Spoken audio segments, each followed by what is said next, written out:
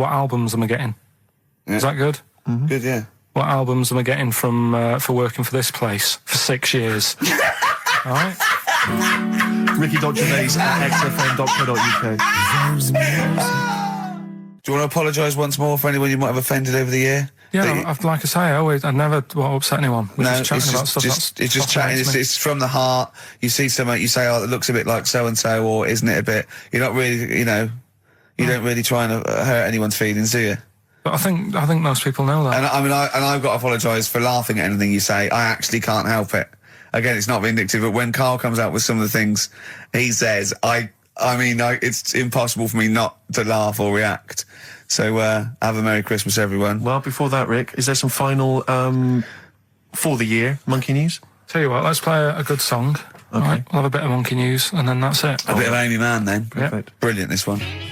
I bought in Metal Christmas, is that all right? That's my only request from this show, that we do play Paul Di'Anno's version of Santa Claus is Coming to Town. The rest of it's over to you. Yeah, we're going to play some Christmas tunes, we're going to play some, our favourite hits of the year, but mainly, this is the rock programme. This is the rock programme. What worries me, Rick, is there's a lot of people who listen to our show, and they're not regular XFM listeners, they just kind of crawl They're out not regular people. Stupid on a Saturday afternoon, put the show on, so they might not be familiar with Well, Ian Canfield is a young man, he's been in... he's about 14. He's been in radio, it's weird, he's 14, but he's been in radio for 15 and a half years.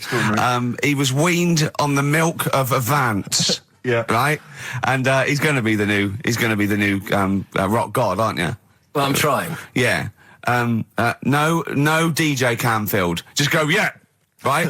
And over the 2 hours, I want to work out the 4 pillars of rock, right? I want 4 names, 4 pillars of rock, right? Huge rock pillars. And then I want the king who stands astride them like the archangel of metal. So we'll be asking Ian, every few minutes we'll be asking, right, who's your first pillar of rock? And then, keeping the one that stands astride them. Okay? And how many do we need? Well, we need 5 names then, don't we? The 4 pillars of rock and who stands astride them. Right, okay. Like the Overlord with these Axe Attack albums. Yeah. Yeah. This is Oasis. Christmas. I just wonder if there's one more contender. I don't know who this was, Ian, that phoned in with it, but possibly it's topical. Deathly Hem. Yeah. Deathly Hem. It's brilliant. Oh, it's Deathly Hem. Please welcome to the stage, Deathly Hem. It's Deathly Hem. Who's that? We've got to give it to I don't know who that was. Oh, well, if you came up with Deathly Hem, email again, Deathly Hem. It's the greatest name for the greatest rock band of all time. Will you please welcome to the stage, Deathly Hem. It's Golden Tonsils. Isn't it?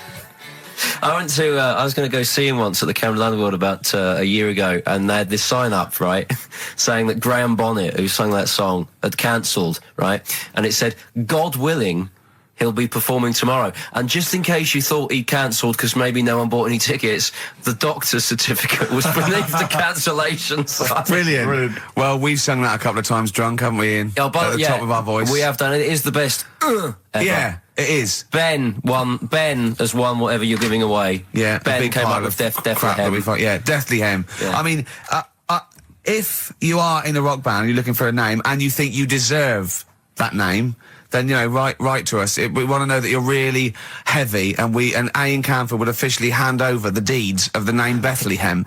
Deathly Hem? Deathly Hem, yeah. Deathly Hem. They only play at Christmas. You only play, big venues at Christmas, and it's all things about, fighting, good versus evil, and God versus the devil. And you got to write songs like that, yeah. Yeah. Deathly Hem on XFM 104.9. Perhaps that the debut should certainly be a concept album based on the Nativity play. Yeah, Nativity, yeah, that'd be just the whole kind of Old Testament in kind of rock form. Yeah. With we're extraordinary. It's the battle for humanity. Yeah. It's called Humanity Manatee, and it's a fight in the ocean of hell. Yes. Sure. Yeah. Sure. Yeah. I'd like to see a serpent. Maybe pictured somewhere. There'd be a serpent, isn't it? Track 4. Track 4. Yeah. Track 4. Yeah. Yeah. I think we should give massive props and suitable regards to Ian Canfield. He's come in, he's pressed the buttons. He stood in for an idiot brilliantly. Yeah, he has stood in for the retarded. It's a shame that you've not displayed some of the usual incompetence that we've come to love and expect from Karl. It's a shame. Okay, well, you are the greatest DJ in the world, though. The way you sort of drop press these buttons. But every time I've pressed a button off air, Ricky's been going, "Oh, what great DJ!" It's great because he ends it. It's just brilliant. I mean, we're lucky if we can talk with the mic on. That's the title, not talk over a record. We did some great links during the ads. Yeah. And, of course, Jonathan Ross masturbating live on air. Just looking back at some of the highlights of You this don't get that on Capital Gold, do you? Like Tony Black. Right, just get this educating Ricky out of the way. So, Turkey, yeah. So what is this again? This is educating Ricky, is a tip included. Right. Apparently a fellow was on holiday in Turkey. Just having a normal holiday, weather's good, you know, he's having a good time. Wait, is there all normal height? Yeah. He's having his meal. He hears a load of screaming going on in the kitchen. Hold on. Has his girlfriend wandered in there? And they do, With a stepladder. the circumcised people in the kitchen, and apparently... What are you talking about? Whoa. Slow down. We were sidetracked there for a minute. What are you talking about? Well, I'm excited about two things at once here. One, they circumcised people in the kitchen. Two, I guessed it was someone losing the end of their knob. He did, yeah. I started thinking like Karl Pilkington. Extraordinary. That is amazing. Apparently it was going on. It wasn't just a one-off either. Well, when I say a one-off, I mean they did it more than once. Yeah. Right. And there was it was there for a week, and apparently the first night it was quiet, and then the rest of the week, every day it'd be like having his breakfast, or even his lunch, or even his tea. Yeah. He'd be doing it all day. Oh. You'd be hearing Lunch and screams. breakfast, fair enough, really. Yeah, Circumcision at tea time. Don't do that. And apparently it's a tradition over there. You can't even make a complaint about it. It's like, well, you should have found out before you come over See, it. I can't believe this is true. Sorry, I'm a little I bit can't lost. believe this is He was in true. a restaurant, in a hotel, and there were people having circumcisions in the kitchen. Yeah. Is that right? I'm even worried that we're bordering on the racist here, suggesting that is tradition, that Turkish people cut the end of their cocks off in the kitchen Yeah. at meal times. I think you're wrong, Karl. This just sounds ludicrous, Karl. No, I don't think it happens everywhere. Right. I think this Just in Oh, is this at this hotel? certain places, Certain hotels. certain hotels. What, is it like 2-star? Yeah. Why did he go to the Foreskin Inn? It was his own fault, wasn't it? So that Sorry, that's it, is it? Have they closed? Sorry, no, wait. That's the story. You educated me, right? Once a fella saw some Turkish people cutting the tip of their knob off in the kitchen. Thanks very much. Thanks very much, Karl. Got any more? Well, there's things you can learn from it. Either don't go to Turkey, No! don't have calamari when you're over there.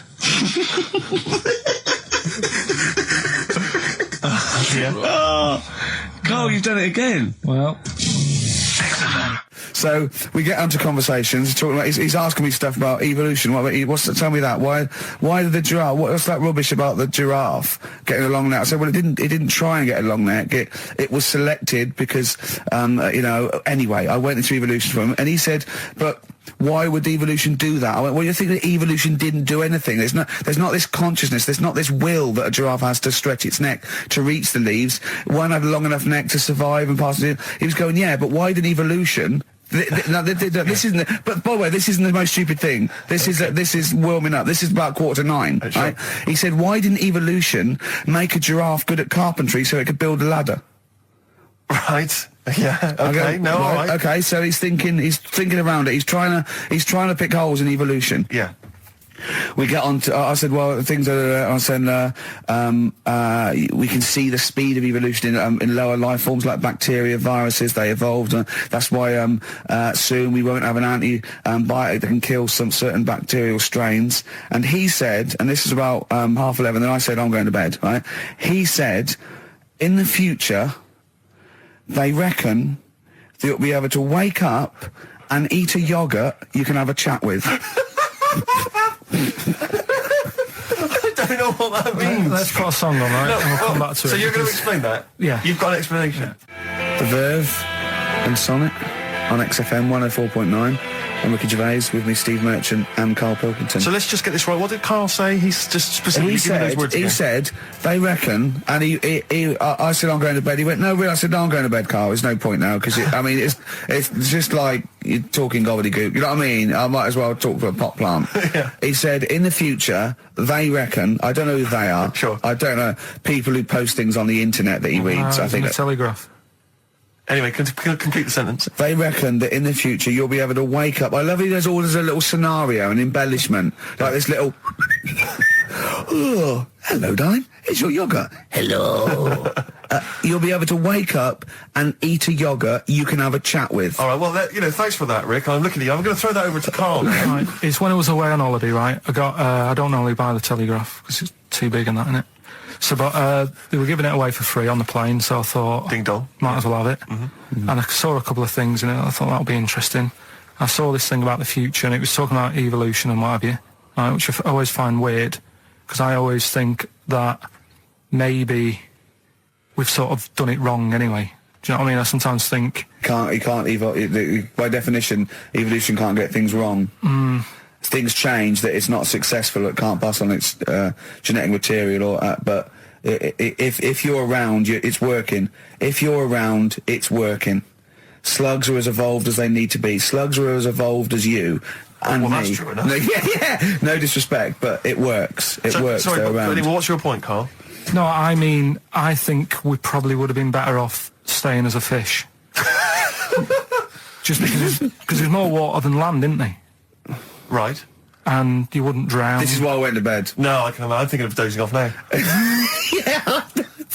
No, but do you know what I mean? From, what was it? It was bacteria, it was fish, mermaid, man, onwards and what have you. So anyway... Oh God! No, there are a few knowledge gaps in your theory of evolution. All right, You generally got it right, though. So but I mean, basically, yeah, it went bacteria, fish, mermaid, man. What's next is the big question. So it was telling you all about this and what have you, and saying how, like, we shouldn't have interfered, because maybe if we wouldn't have invented planes and what have you, maybe we'd be able to fly and what have you if we really needed to and stuff like that. Okay. So we've interfered with evolution, you see.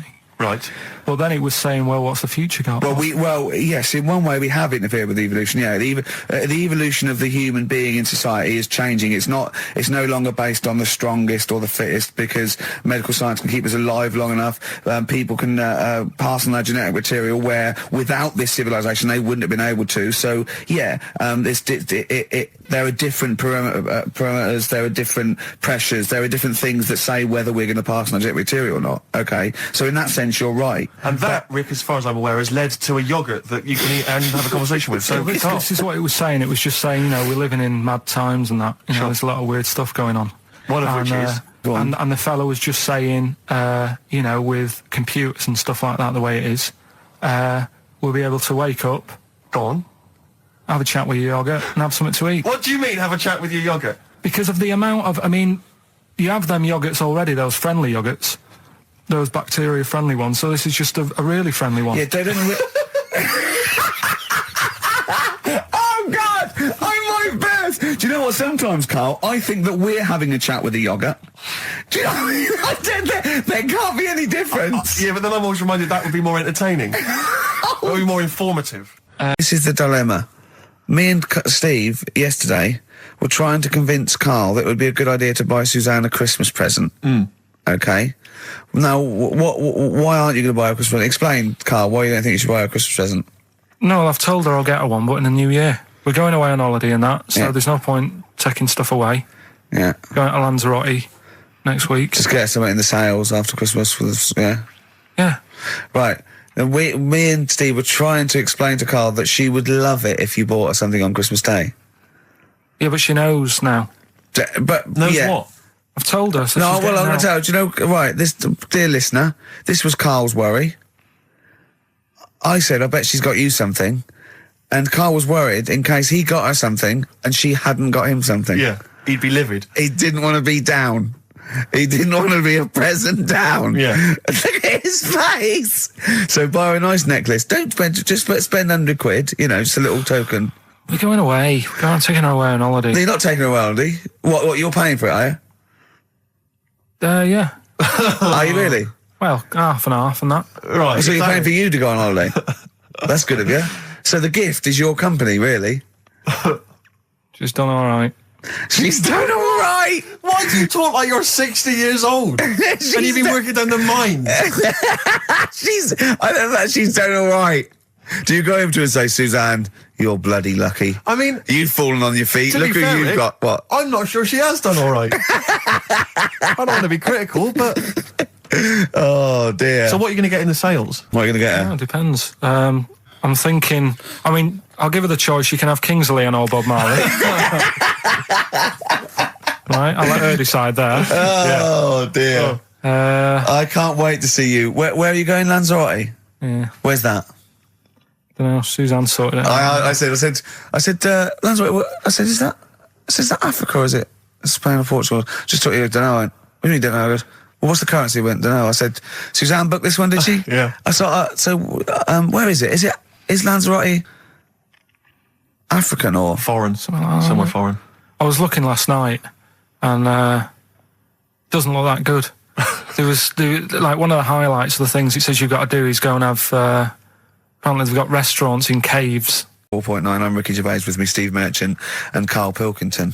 We've had quite a lot of emails as ever, Rick. I should just say, because we're very lazy. It's a much listened to show. We're very lazy people, and we rarely reply or read out the emails. But I never read the emails. Absolutely so never I read rely, if I haven't replied to them, or my mail, Steve opens my mail and reads my emails. So if I haven't replied, it's just because he hasn't passed it on to me. Yeah. Okay. But I haven't passed it on to you because I know you'll never reply. Sure. So, I'm just cutting out that.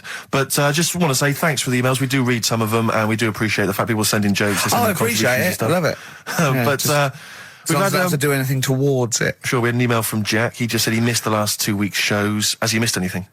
Not really. No, it's the same stuff. Same old I rubbish. think last week Karl was having a go at Chinese people not aging well. He had a go at the gays, and he came up with a ludicrous story about a monkey that was impossible. Yeah, so I don't think Jack's missed much. Go on. We've just had an email from the Pringles people. Oh, right. Good, because it's finally started to happen. I hear these stories about people given cars and Armani suits and trips abroad, and we haven't had no. But finally, people are starting to, realise what we're doing, our impact on society, and we've got a whole box of Pringles sent to us. Not on those little tubes, the proper tubes, the foot-long tubes. Yeah. So. And well, what have they said? Well, the Pringles guys they want have them said, back. No, they've said they like the show, and if you want more Pringles, give them a call and they'll send you more Pringles. Yeah. I bloody love Pringles. Yeah. Pringles are... The thing about Pringles is, they're Moorish, right? Yeah. But how would I put it? You know the sort of thing, when I open them, and by that, when I pop... Right. Yeah. I have to eat the... Well, okay, how can I put this? When I pop, I can't stop. What do you mean? I don't... Well, when I pop them open, I can't stop eating them. Right, when you pop, you can't stop. Yeah. Yeah. I think that's because of the chemicals. I think that might be the reason. But they're good chemicals. They're good chemicals. They're the best chemicals. Pringle chemicals. They're not bad chemicals. Lovely. Like you're using chemical so warfare. yes, I want some more Pringles. Yes, what else do they more do? Pringles. It's interesting actually you were saying that like other people, like Kylie I imagine would get given sort of maybe sexy underwear. You got Robbie Williams where he gets the Armani suits. You get sent the crisps. Which seems appropriate. Yeah. Oh, but it's nice to be sent. Go on. Talking of Pringles, on the Finchley Road tube station, on my way in. There's a lot of Pringles there, isn't there? Well, I'll tell you a job I don't like. What? I wouldn't want to be doing. The woman, there's a little woman who sits in the little snack stall on Finchley Road station. Yeah. And I don't know how to describe it really. She is surrounded by snacks. She can't move for snacks. It's Does it look like American Beauty, but with different... Not dissimilar to that. Yeah. It's a little hut on the station, and it's like if you go to the seaside, you can put your head through one of those cardboard cutouts, and it looks like you're a big fat person, or whatever, and you can have your photo taken. It's like an equivalent of that, but it's just snacks everywhere. She's got bananas up to her chin. She's got chocolate coming down to her eyes, crisps either side of her. She can't move. She can't do 360 degrees. She's like packed in there. I don't know how she gets in there. I think they put her in there first, and pour in the bananas. Yeah. And then they go pour in the nuts. She has 2 hours of makeup before they exactly, yeah. dressing her in there. Because I'll ask for something from the fridge, and she cannot turn her head to see. She has to go by feel alone, just to feel the fridge and get stuff out and pass it. And often I'll say, that's not what I wanted, but she can't. You've got to let her off. It's extraordinary. Dear. But there's no music playing. Does she have to sell her way out of it? Exactly. If it's a slow day, she's stuck there till the next day. Yeah, it's like a world-breaking attempt. Yeah. Oh dear. That's Finchley Road. So if you're on Finchley Road or just want to pop down there, have a look at the snack woman, because it is. It's how always does she amusing. get refills though? I don't know how it works. I don't know how she goes to the toilet or eats. I don't know what she does. Yeah. But God bless her. Well, obviously, Karl was out with me last night, and he saw that I'm, he knows I'm a ladies' man, and that was obvious. Karl, you could see the vibe around me, couldn't you? When the chicks were talking to me, and just remembered recently, actually, I was on a train coming back from hometown Bristol, and I was on the train, and this girl walks on, good-looking girl. I thought, hey, a largely empty carriage. I'm thinking, my luck's in, because I take every opportunity, Karl. That's the thing about me, I don't choose. She was a good-looking girl. She sat down. I thought she sat down right near me. I thought, brilliant. As this guy comes up behind her, and says, I think it's probably a boyfriend or something. Sits down next to her. And I listened in on the conversation, obviously, because I'm pretending to read. It was very clever. I read the same page for hours, so I was pretending to listen. I was listening, but pretending to read. And I realised that it's not her boyfriend or anything. It's just some guy she's met on the platform. And I'm thinking, brilliant. If she's the kind of girl who's just going to start talking to someone, on a platform, on a train, brilliant, I'm going to be in here. Because he was only going one stop. So I'm thinking, what's the worst that can happen? He'll nick off, I'll get chatting to her, and who knows, I could join the... is there a train equivalent? Foot High Club. The Foot High Club, brilliant. And so I'm excited, I'm listening in. And it turns out that they're both kind of graduates who've just finished university, or they're coming to their finals or something. And they're chatting away, and he's making a couple of witticisms, and she's kind of tittering at his jokes. I'm thinking, well, I'll tell you this, if she's laughing at this kind of material, I am going to blow her away, with my kind of anecdotes and wry observations, It was weak stuff, I got to be honest. Really? He was coming out with nothing. He was running on empty, as far as I'm concerned. Yeah. And she was loving it. So I'm thinking, brilliant, I'm going to be right in here. And then they get moving on to higher brow things, and I think she was going to study kind of Marxism or something like that, or communism, something. And she was asking him, by way of conversation, she was asking him what he knew about Marxism, And he was fumbling for his vague knowledge of it that he had in his life. And I'm just sat there thinking, come on, love, in any given capitalist environment, the proletariat will revolt against their oppression by the bourgeoisie, and after a brief period of socialist rule, emerges a classist society governed by community cooperation. Well, if that sort of talk wouldn't get a woman hot, I don't know what you'd use then. If Marx and Engels is not going to get a woman sweaty down below, then nothing is. Then my name is You're not just Steve biding your time. Exactly. I'm just going to go in for the kill any minute.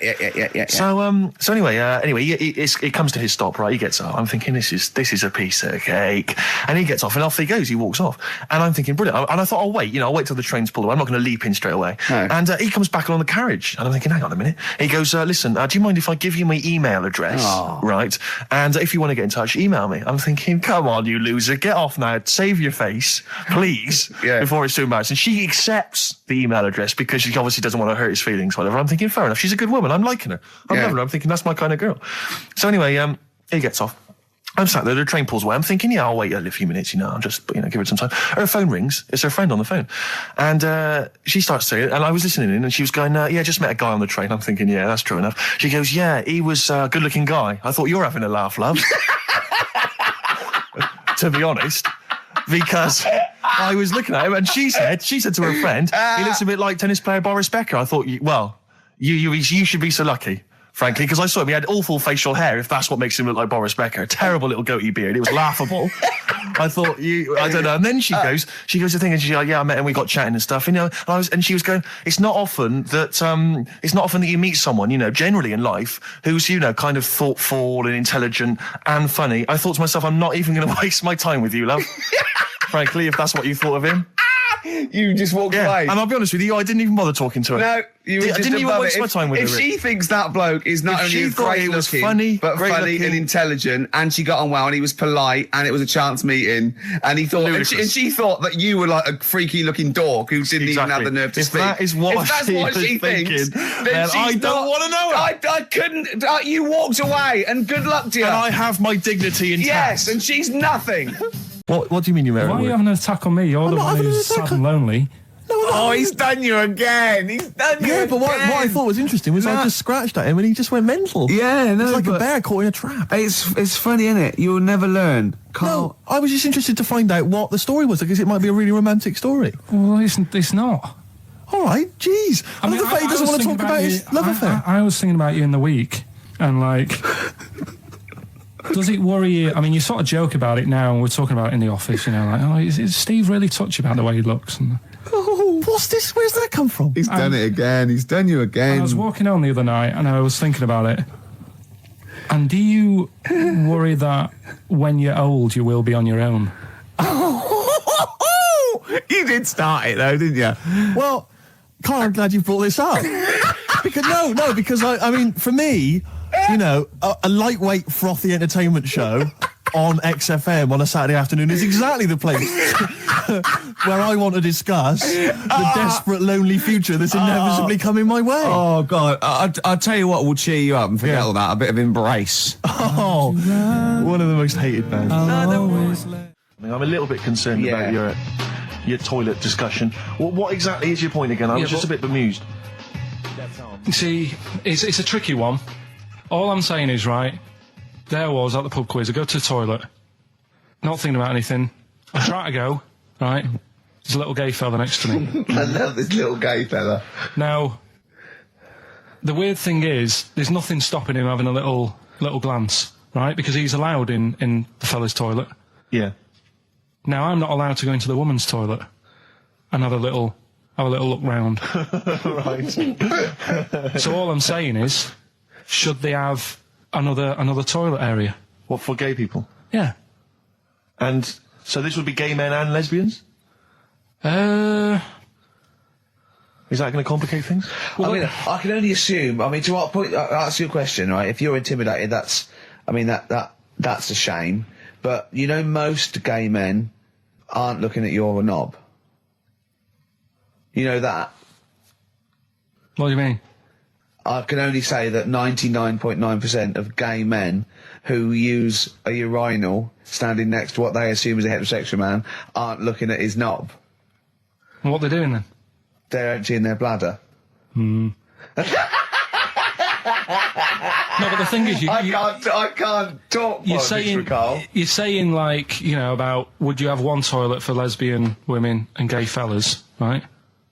What does that mean? Would it be mixed? Would it just be? Well, would it have a man on one? That's heterosexual man. One little picture of a woman, there, and then what? What would the little icon be? A man and a woman? A man and a woman. Just having a chat? Yeah. In pink and Doc But Martens. you couldn't mix them, because then what would happen is you'd get people who are going, oh, I'll play up to this a bit, What, pretend to be gay? and yeah, you know, sort of grow a moustache and shave their head. And pretend to be a lesbian. Right. Yeah. So, I see. So, you know, people pretending to be gay so they could go in and have a look at the lesbians. Yeah. Right. So that would mean that we need 4 cubicles now, would we? Yeah, no, this is fine. 4 cubicles. So every pub How now... many toilets do we need at Every the pub's moment? now got 4 toilets. Oh, Karl, bisexuals. Yeah. Now, interesting. Bisexuals. How many toilets do we need now? Call the council. Will you use any? Huh? No. No, because they're interested in everything, aren't they? Because a little bisexual fella will be looking at your knob. Right, with them, Yeah. what you do, you just have a door, you open it, and there's one urinal there, so you can't get a queue. They have to sort of wait. I just thought that, well, why can't there just be a thing between the urinals? So no one can look at anyone else's knob. Wait a minute. Just to go back to Ricky's point, what stops, even if we've got the toilet for gay men, what stops the gay men who want to have a look at your willy going in the regular toilet and pretending that they're straight? Most men don't Who is gonna police this? wear gay across their No, head. exactly. They don't have a tattoo. There's no branding yet in the British house where they have to declare. So we're going to have to expand this. What So we've do all you- got to carry identity Do you know cards. you can see a gay, can you? Coming a mile off. No? No, I'll just hold it in next time. No. Can you tell gay men? Do you know a gay man? I'd say probably if you did if you lined some people up Yeah. and said point them out, I reckon I'd get. But hold on, we're not talking about people dressed in leather with the arse cut out and an handlebar moustache. Yeah. We're talking about, the everyday, No, non-seen. of course, Oh, no. well, yeah, but I mean, suppose I put you in a room and there was 10 naked men, right? Yeah. And there's 5 gay men and 5 hetero. Could you walk along that line looking at those gay... Am I naked No, you don't have to be naked. Why would you have to be to naked? catch them out? Play a record! How would you catch them out? Don't go into it. Don't go into it. Play a record. Ooh, those boys can rock there. That's the Guns with All Their Roses and Sweet Child of Mine.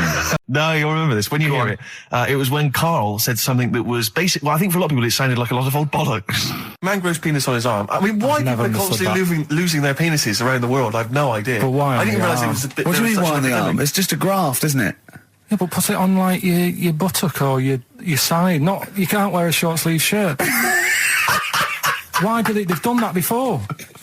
I don't understand it. Why not just graph it onto the side of your leg or something where it's high up, close to where it should be?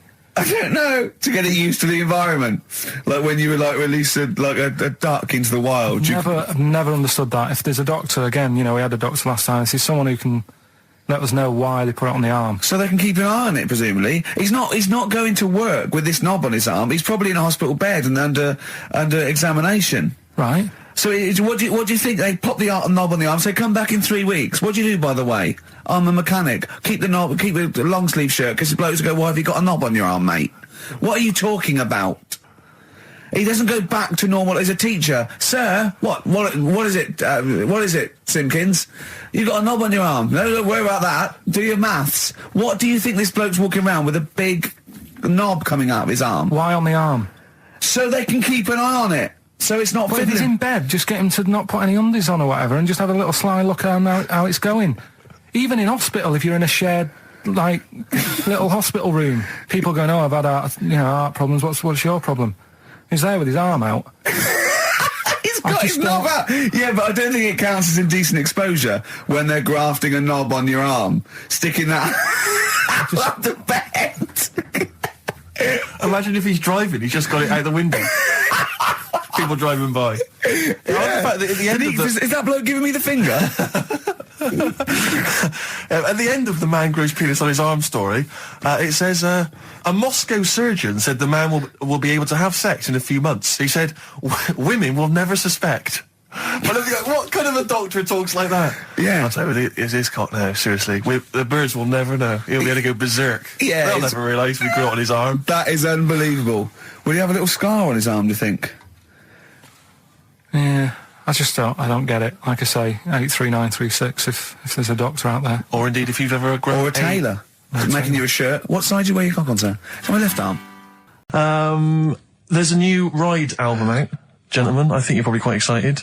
It's London's Heart 106.2. It's released on the 4th of August, and it's all the BBC sessions, all the stuff that Ride did over the years for Virgin 105.8 for BBC, and this is one of them. It's called Time of Her Time. I think it was from the album Going Blank Again. It's very good. Play it, Karl.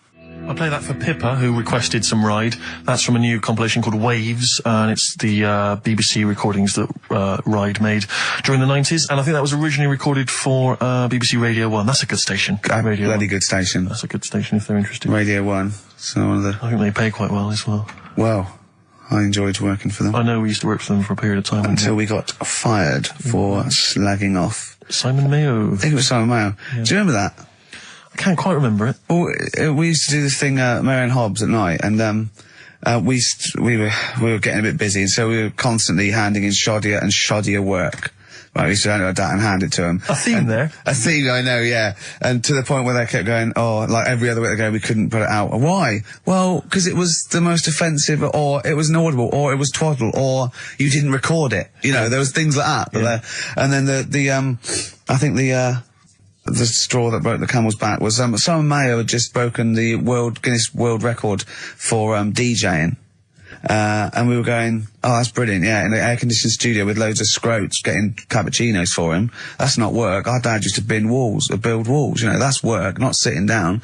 If he wants to break a record for work, and we went off on things like, I know...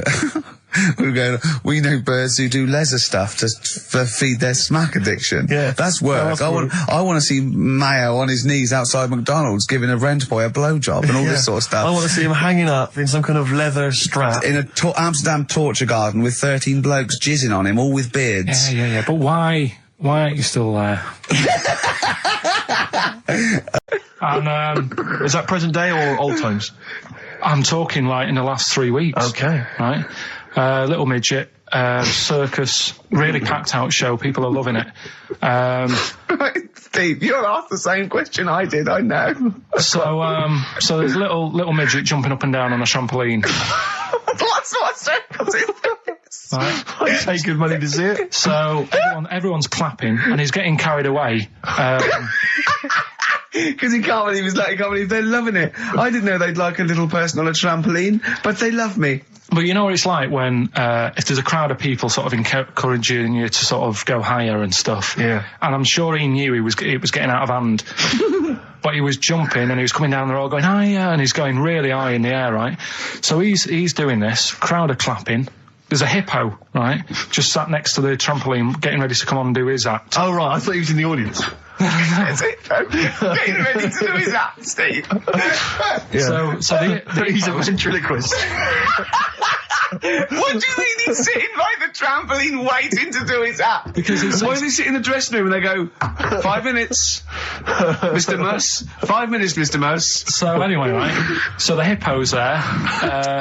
He's getting annoyed because the midget. He's going, how can I follow this? This is really annoying. They're going to be, no. So he's thinking, he's already done the trampoline, my pogo stick act is never going to work. Yeah, go on. So there's a hippo waiting. Here's a great story, and I just know he embellishes it or it gets slightly wrong. Go on. So there's a midget jumping up and down. The hippo's getting annoyed. The crowd are going mad. The midget's loving it. Can't believe his luck. Although you think he probably knows he's dicing with danger. Yeah. So next thing you know, they're all saying higher. He gives it one big, heavy sort of landing on the trampoline, goes really high, but goes off at a funny angle. Oh, hypotenuse. Okay. Yeah. And sort of flies up. Hypotenuse! Sure. Flies off at a funny angle. Ooh, Hippo's there, swallows him whole. Crowd are clapping, thinking that's why the hippo was waiting there. Rubbish. Rubbish. Right, that's Aqualung. Good time's gonna come, innit? Right, Karl, come on in, educating Ricky. So, don't let the cat out of the bag, that's where that comes from. Comes from a crafty butcher. Right, go on then. So the next little headline is, Wash Up With You. Wash Up With You, go on. You want to know about that? Yes. It's a survey that they did this week. They? Yeah, some university did some survey. Brilliant. Did a world test on washing up. Yeah. And each country were given 140 pots to clean. Brits were the quickest. Yeah. Yeah. Turkey were the slowest at washing up. The Turks. It's not because the little fellas that work in the kitchens with no... Is it? They can't reach. Spain were the cleanest, and the Germans were pretty good as well. So... I don't know where to start with this. Honestly, Steve, I don't know where to start with that. Look at his face. It was really light, right? We've had the parrot, right? These are things that I found the parrot, right? I've told you about the dog in the car wash. Right, you didn't tell me about that. You said there's a car wash for a dog. That's all you told me. Yeah, the but parrot, you said there's a parrot. What? It's a problem at funerals. Yeah. That's nothing. That's nothing. Do you understand? And they used to eat cats. what else have we got? Travis on XFM 104.9 on Ricky Gervais with me, Steve Merchant and Karl Pilkington. We're doing Educating Ricky. Right, final one. Come on, Karl. Right, what was it? It was, why don't they just get a diary or some paper or something to write on? Yeah. Because snappy. I couldn't think of a heading for it. It's basically, Go on. people who have tattoos have never understood it, right? That they have something put on their arm. Right, sorry. Have we started the educate? Is this part of it? Are you educating me? This is something that will be useful in my life that I didn't know about. Yeah. Go on then. No, it's just that they've got a machine out, right, that does tattoos. Tattoos. You come up with a design you want, and you this machine scans it, and you put your arm in this thing, and you press print or whatever, and then it does the tattoo on your hand. Or on your like loads of little needles that follow a pattern? Yeah, computer, basically, yeah. Is it a real tattoo? It's a proper proper one. The fella said... well, as long as it goes out, it pierces the skin with a... I just wondered if it's one of those kind of, those kind of... No, it must be lots of little needles or a moving needle that can go Sorry, along but it. how is this cleaned, in between each person? Dunno, probably... I don't know. Well, no, as long as it's only that... If it's one needle, it's just the head, isn't it? If it's one needle that moves, does it like loads of little... What are we gaining from a machine doing it?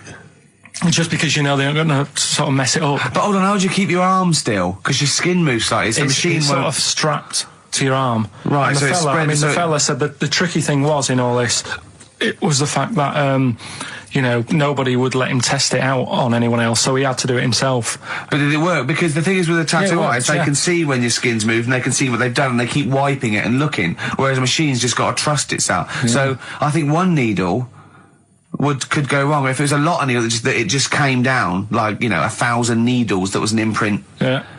But obviously I'm asking someone who's hasn't delved any further than there's a machine that can give you a tattoo. That's all you've got at the moment, isn't it? Well, yeah, basically. That's all you've got. I mean, that's what I've got, because I'm not a fan of tattoos. I don't... But where did you read this again? This was... Internet? This was on the internet, yeah, it was, yeah. Okay. And I just don't understand why people do it. That's what got me attention. Because me... Sorry, what have I learned from this? that if you wanted to get one, you know, you can get one done by a machine now. Well, you'd think it'd be Bughead, wouldn't you? What? Well, you'd think it'd be Bughead, wouldn't you? You'd think it beat No, you'd think it'd be... Yeah. You'd think it'd be Buggered, wouldn't you? Bughead. Bughead. This can't be. If this is anything with a bug living without a head, I'm not interested. Because we've done it. All you've done is Well, fun. let's just do what a cat out. So it is that. Well, do that one first. Which one? Which one are we doing? No, do the Bughead one. Right, well, the Bughead one. Well, we've talked a lot about animals and that, haven't we, without heads. Surprisingly, we have. I think a disproportionate amount on it. If you're a new listener, this is the first time you've listened, you'd be surprised. Yeah, we've done all that. We've covered worms, the way if you cut their head off, it grows back if you don't cut too high above its neck. We've covered The chicken. the fella who blinked. Yeah.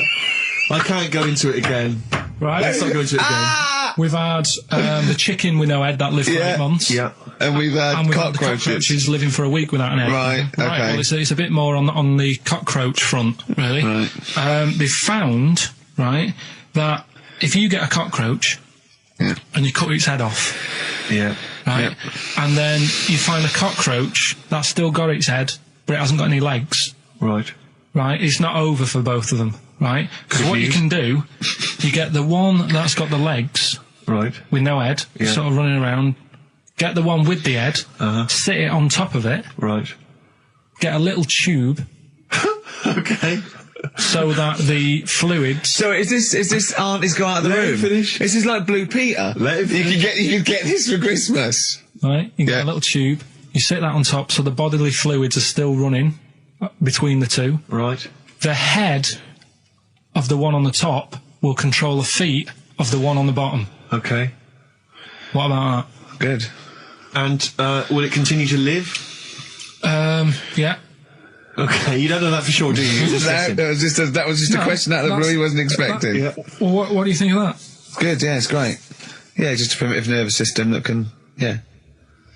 Did you expect us to be more impressed and excited by that?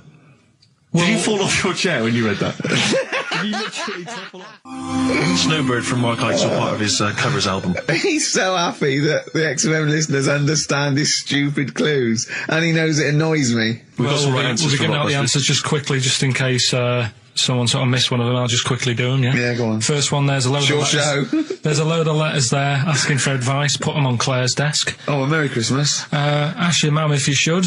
Oh, a Merry Christmas. And a couple of people were arguing in the supermarket. It was at the fruit Christmas, and that's veg why. counter. And that's B. Okay, we'll give those answers out shortly. Yeah. Right, here's the last clues of the year. You had, there's a load of letters there asking for advice. Put them on Claire's desk. Go that on, was no idea. F. That was for foreigner. For Rayner. I don't know what you mean. Claire Rayner. She took advice. She gave people advice. So that's a foreigner. That is shit. Right. I'm sorry. That might be Christmas. That is absolute A dark. lot of people got the right answer. I know. Yeah, well, that well, annoys me even well, more. Yeah. Did I tell you the time when the doctor said I was going to die? All right, keep talking. Right, ages ago. Must have been about 15, right? And at lunchtime there was this. We used to have a choice of stuff to do at lunchtime, right? Used to have like a burger place that had an arcade machine in it, right? So we used to go there and play on that and have a burger. Or there was this baker's, right, that my mum worked at, and did great cakes and stuff, right? So she used to like bring some home and that, but she couldn't always bring them home every night because, you know, they'd cost money, and she used to get them for free. And they used to say they'd rather chuck them away than give them to the staff because there's a chance that the cream might be off. Right. Right, so they used to chuck them round the back. So I used to go around the back with my mate and eat a load. Brilliant. Scavenging, eating out of bins. No, it wasn't out of bins. They were still in trays, but they just stacked them up near the bins, right? So this got out. I mean, it used to be chocker. Once the school found out, everybody used to go there, and it'd be like, well, have a cake. The headmaster crawling through, fighting the kids off. Right, so I'd have, like, you know, you just eat, I don't know, 6 jam donuts or something, and then you'd spend your dinner money on the arcade machine. Brilliant. Right? So it was a good afternoon, really, right? So you'd do that, and this one day I must have had 6 or 7 jam donuts, a few Congress tarts. What's the Congress tart? I love them. I can't get them in London, right? So I'd have some of them. And if anyone can get a Congress tart for Karl in London, please let him know. So anyway, this day, that was just a normal day. Do you know what I mean? You'd twice a week, you'd have a load of cake. In your life, yeah. Yeah, that's So normal anyway- day in your life. Were the frog boys there with the webbed hands and the big heads? So- and the horse in the settee? Yeah. But the day after one of these days, I had really bad cramp in my belly. Right? Okay. I was like in agony, could hardly walk. So I said to my mum, You could hardly stagger to the free cakes. So I was in absolute agony. I said, I don't like doctors, but you'll have to get a doctor in because I don't know what it is. I can't walk. She gets the doctor round. I won't say his name, but he said, well, doesn't look like he's got long left. Blimey. So I was a bit like, hang on a minute, I've only had a few cream donuts. Yeah, My mum was panicking. sure. He went. My dad came in from work. She said, something's really bad with Karl. I think it's serious. You know, the doctor said he ain't got long left. So he said, what? He said that and just left? So she said, yeah. He said, I'll have to call him then. So he called him up, said, what's all this about? You know, Karl hasn't got long left. How long's he got? So he goes, I was only messing. It's just had some bad cream. Can you believe that? Well, the thing is, I like the fact your mum didn't ask any questions. I know. She didn't But go she into doesn't. detail. No, Can you explain more, doctor? No, I got a shoe off. But she doesn't. She doesn't like talking. you know, I don't want to diss you or your family, but I imagine if I was there, I'd have known the doctor was joking. Yeah. That's all I'm saying. I mean, I sound very arrogant there, but I imagine he went, what's he been doing? Yeah, I had about 6 cream cones. Oh, right. Oh, wow. He hasn't got long to live then. I'll see you later. That's what I think the doctor did. Yeah. I just like the idea your mum just let him go. Yeah. Terrified, thinking, well, I'm not going to probe him. He's that's it then. Dad comes in. Hi, honey, I'm home. Anything happened? The doctor said Karl's going to die and then left. Did he? I'll call him. Oh, look, you're actually a little bit stressed today, aren't you? Because you had a drink last night, didn't you? I had a couple of drinks. Yeah. I was down at Steve's night. Yeah. He was doing a bit of DJ. Yeah. Went down a store. And that's why you're all grumpy. What? Do you hear what he just said? What? I was DJing last night. Obviously, that XFM evening. Yeah, yeah. Hour and a half. My friend and I split the time on the decks. Yeah. What was the word you just used? He went down a storm. We went down a storm. Right, 3 girls. I was walking to the toilets during my set. 3 girls went, "You are a genius." Right? What's his name? Dane Bowers? Zane Lowe? Because you played records in a certain order. Yes. No, sorry, Rick, if you can't deal with that. Sorry if you're a little bit jealous, because this time you can't share the award. All right? Dear. But it was my credit this You time. can tell he hasn't been a DJ because it's not just about It's not just about that. the songs you play, it's the way you play them. Oh, the way you play them, whether it's 33 or 45, very important. Yeah, But the point- leave your hand on Exactly. them as they're trying to go round. But so 3 girls there, Yeah. charmed by me. They loved it. Yeah. Zane Lowe, XFM DJ and MTV presenter, probably one of the coolest blokes alive. He came up, gave us massive respect. He said, "I'm loving your set." He actually used those words, right? There were people coming up, they couldn't believe their luck. It was roaring. We'd stick on a track, people would cheer as it came on, right? My particular favourite, Karl, I think you'll agree, my particular triumvirate, LL Cool J, Mama Said Knock You Out, leading straight into House of Pain, Jump Around, then straight into that current Elvis track that's been re-released, remixed by Junkie XL. I played the original, which I'd already played on XFM before. I'm already there, cutting edge. Yeah. Right? Three old tracks, you mean? 3 old tracks. In a row? Yep. And what I think the words that would best sum it up are, I kicked ass. Great. Rick. All right? Well, I'm going to be kicking some ass today. Hey, talking about DJing. Go on. You know, I did that storming set the other night Wow, for XFM. Yeah, sure, yeah. Go on. This was down at a little club, in case you aren't aware of it. Yeah. Anyway, I went to the Sony's the other night. Yeah. Karl Pilkington sidles up to me, slips me an envelope. Go on. 200 big ones in there. Did you get paid cash for that? Yeah. £200. Taxman won't know about that. Cash in hand. No, the tax won't know, because, I mean, obviously no one who ever works in tax office is listening to local radio. Oh. Yeah. Well, so... No, the taxman will know about it. Yeah. Because I'll declare it. I would. Put it, it's going straight down. I'll do it when I get home. Do it when I get in later on. And don't write off rubbish that you buy anyway, like, you know. No, I won't. No. I'll do it all above board officially. Fill it all in correctly. And so I'll send it now, I'll send it tomorrow so that you get it early. So it's not too busy for you, sir. Oh, never mind. Karl Pilkington, Karl, you went to Lanzarote. Yeah. People said don't go to Lanzarote. They told you it was Lanzarote. They told you, were they right or wrong? You were right, yeah. Really? Yeah, it's a bit ropey, yeah. Is it? Why? Just, out there. If it wasn't for the volcano they had, it'd been knackered. That's their big draw, is it? That's it, basically. That's all they've got going for them. When you landed, was it really hot? Were you quite excited? You were thinking this is okay? It was warm. It's, we can't complain about the weather. The weather was all right. Sure. You know what I mean? That's what I went for, but it'd been nice if there just was something else. Yeah. What did you do all day then? Did you read your ritual book? No, I didn't read that. I read that book. Do you know the book that I bought and all the chapters were messed up? Oh, yeah. I bought a better version of that. All right. And I read that. Excellent. And then... Did it make more sense in order? Yeah, a lot easier to follow. Yeah. And then we went and had a look at the volcanoes and that. They've got 36 of them to look at. How many did you look at before you realised that pretty much, you've seen one volcano, you've seen them all? Probably about 6 or 7. Really? Yeah. And then when you got to the 8th, you thought, now I know what this is going to be, Suzanne. This is going to be like a mountain with a hole in the top. Yeah. Really? But it happened years ago as well. It's like, just keep a couple, fill the rest in, tidy it up. Fill the rest in! Yeah, no, Well, getting some builders. No, seriously though. Okay, 4 million tons of concrete, please. They're an absolute death trap. Yeah, what do you mean fill them in? Do you know what a volcano is? It's just a hole, isn't it? That's happened. Well, it's more than the happened hole. It's more a portal to the magma in the centre of the earth. Back in 1730 it happened, and they still haven't sorted it out. Well, when you say it happened, volcanoes were made a lot longer ago than 1730. No, but the one that did Lanzarote in. Right. Sort it out. What would you suggest? Well, How can tidy they up. fill it in? It's joined. It's all joined. No, but what I'm saying is, the big plates of the earth are all joined. It All was the a disaster, magma's wasn't it? joined. With the trade centre thing, that happened. They cleaned it up, sorted it out, they've moved on. That's what I'm saying. Whereas Lanzarote have just gone, leave it. It happened back in 1730. You misunderstand me.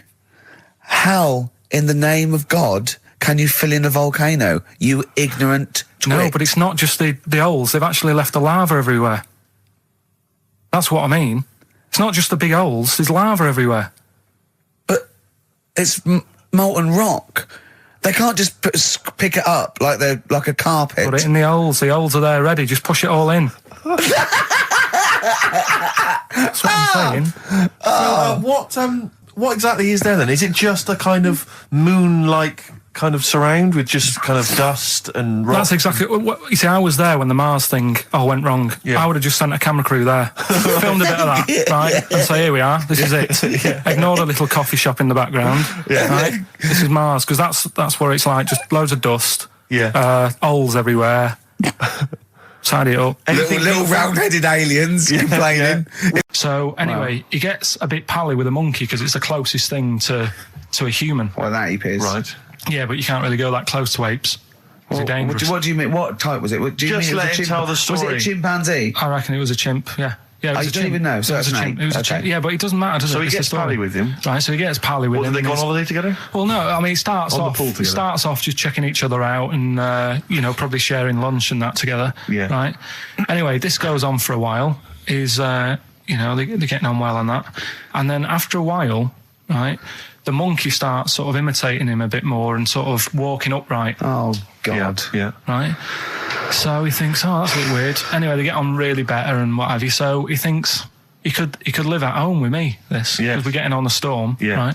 So he takes him home, and before Is you this know the it... beginning of Beneath the Planet of the Apes? I think it is. I think you've seen this on video. I'm worried, because he's already imitating him and they're moving in together. I'm thinking it's maybe a bit like Single White Female. Single White Zookeeper. Oh, brilliant. Right, so anyway... So it's moving in, and it's getting used to sort of the normal human life. He's having a cup of tea in the morning. Yeah, PG tips. He finishes the day off with a dear. Finishes the day off with what? He doesn't have him move a piano at one point, does he? Finishes the day off with a little brandy. Yeah. What, he pours himself one. Is he wearing a smoking jacket? I'll tell you what, Carl, you're a maniac, mate. No, this is why it attracted me. It's amazing, right? So he's having his brandy and that, loving his life. Next thing you know, he sort of, I don't know if he loses it or he gets shaved, but the top half of his body is hairless. Right? Apart from his head. Right, so he's got a nice... So it's the opposite of the kid. Well, yeah, this is what I'm saying. That would happen. Right. Well, hang on, but so you don't know if You he don't was even shaved know. or if it's How did it say? Then the hairless... What? I'll bring it in for you, the story, and then you can see if I've gone wrong. Keep going. Anyway, so this is going on, and he's having a great life. Then the zookeeper starts getting a bit annoyed because he's having a better life than the zookeeper. The zookeeper's in the zoo. This is such So the zookeeper's still got to do a day's work. The monkey's at home, he's partying, Well, he's it got gets his to a other point when he chipmates says round. there's no point you coming in to the zoo because the whole reason of you being there was because you're being kept there. Right. And he didn't want to bring the memories back, so he said, you stay at home. So you're talking such... Just let him finish. God, I don't know if I can sit here and listen to this drivel. I'm fascinated. It's nearly over anyway, right? It sounds extraordinary, Karl. So he's walking up, right? He's having a tea in the morning, finishing the day off with brandy. Gets a bit out of hand, only tries it on with the zookeeper's wife.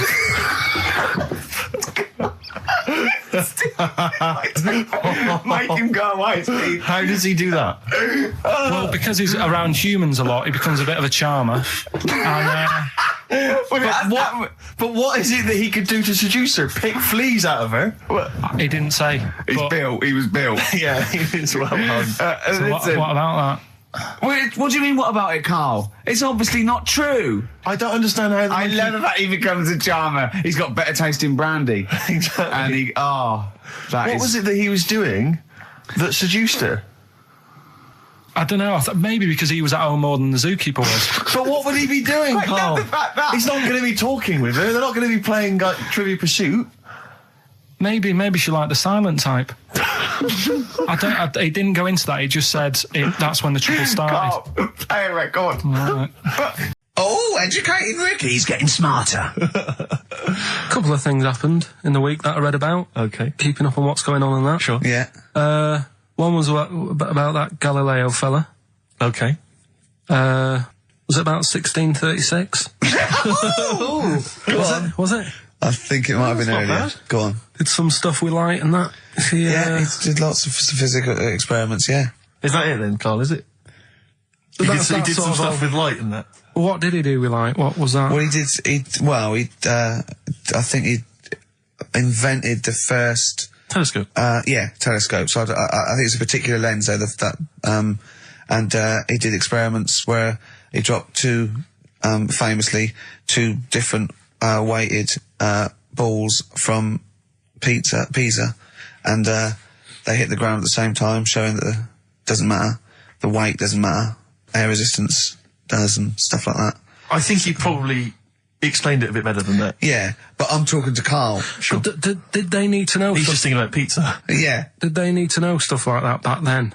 What do you mean? Did they need to know stuff like that? It's just. There weren't people going around going, I've got to drop these two things off the bleeding tower of pizza. I just don't know which one's going to land first. Yeah, I need to know. Why do you need to know Bring me that? Galileo. Yeah. It's for a bet. Yeah. No, but if I was knocking about then, I'd be like, stop messing with that. We need a telly. Or, do you know what I mean?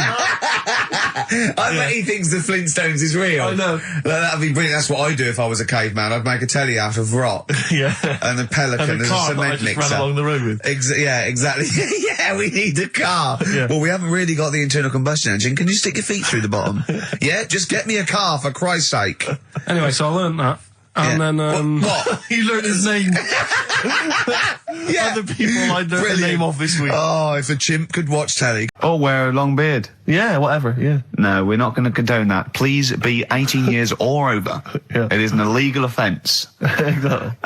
Call 08700 800 1234.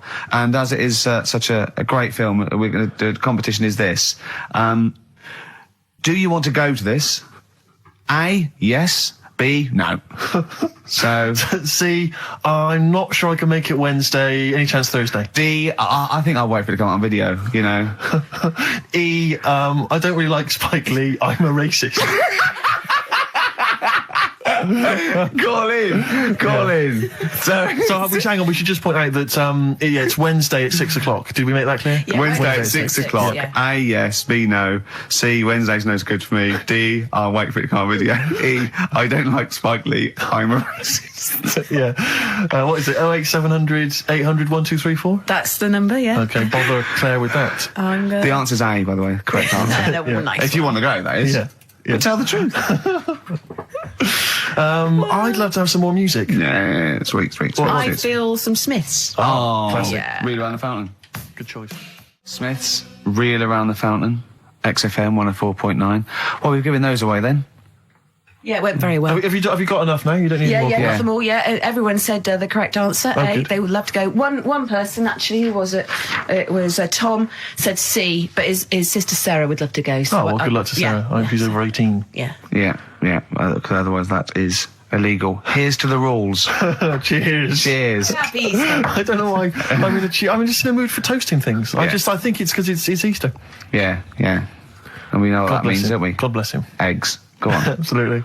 Well, we were chatting about the innovations catalogue, and it just because I've just been flipping here through the TV magazine, which comes free with the Sun, and Is there anything on the back? A plate or a figure? the white trash that must buy this rubbish. I mean, know.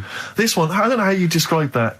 There, Oh, classy, isn't it? Oh, It's dear. a porcelain doll of a young woman. Looks like Ginger Spice with her hair up in a blue dress. Yeah, it is strictly limited to 9,500. Oh, am I going to get one? Well, And it says, why did we waste time with this show? Shouldn't I have been calling? Well, look, it says. How much is it? Well, she can be yours for the special half-price offer of just £94.50. Is that all, really? You're not winding me up, are you, Steve? You're not winding me up, because if I look at it, it's 940, because I think it should be. I will go mental, because Well, hang on, let I me- would love that porcelain piece of shit for 100 quid on my shelf. Hang on a minute, Rick. Let me just read you some of the write-up. Who buys that? They think it's art. It's classy. Well, hang on. I think this blurb will change your mind. Go on then. Okay, well, I'm just... Okay. Her name is quite simply Dearest Rose. I'll have it. And she's portrayed here holding a beautiful... Well, I mean, of course it's going to be Dearest Rose, isn't it? Let me read it, It's because not I going to be... Her name is Bert. Dearest Rose is portrayed here holding a beautiful bouquet of roses given to her by her lover. She has gently plucked some of them and placed them in her chestnut hair. Oh, She is wearing a Oh, gown... that's filthy. Look, she is as well. She's stuffing them up. on her head. Oh, all right, go on. She's wearing a gown of beautiful turquoise silk. Her skirt flows to the floor, and from beneath it, you can see her dainty shoe just peeping out, decorated with a tiny handmade rose. That is brilliant. And it is 94 beautiful, and it's grand. and you can pay £9.45 a month for 10 months. Yeah. And that can be yours. And I think you'll agree, it is just beautiful. I mean, the best one I've ever seen, there was one that there was a doll, right, like a realistic doll, a horrible, scary doll, and it was something like, £100, and it said, call your family and tell them it's a girl. And I just imagined this 45-year-old woman with bunches and rouge on her hair, still dressed in her ballerina outfit, going, I've had a baby, mother. You haven't? I have! It's a bloody baby! Why do you hate me? It's a doll! Why do you hate me? I mean, I know. what sort of people are they preying on? Well, there was I've one- just had a baby. Sorry? Call the doctor. Call the doctor. No, don't call the doctor. I've had a bloody baby! Well, I remember seeing one which is just as extraordinary. I mean, again, I'm thinking specifically of the people that buy it. It was about 3 foot tall. Yeah. It was, I think, again, made of porcelain or possibly plastic. It was a baby. It was like a kind of 1-year-old baby. Like, that was the design. Wearing a Harley Davidson biker outfit. The leather cap, the jacket, the nappy. Rather like Marlon Brando did in the Wild Bunch. Tell me that. Why did the giraffe? What's that rubbish about the giraffe getting a long neck? I said, well, it didn't try and get a long neck. It was selected because, anyway, I went into evolution for him, and he said, but why would evolution do that? I went, well, you think that evolution didn't do anything? There's not this consciousness, there's not this will that a giraffe has to stretch its neck to reach the leaves. One had a long enough neck to survive and pass it. He was going, yeah, but why did evolution? This isn't. But by the way, this isn't the most stupid thing. This is warming up. This is about 8:45. Sure. Right? He said, why didn't evolution make a giraffe good at carpentry so it could build a ladder? Right. Yeah. Okay. No. All right. Okay. So he's thinking around it. He's trying to pick holes in evolution. Yeah.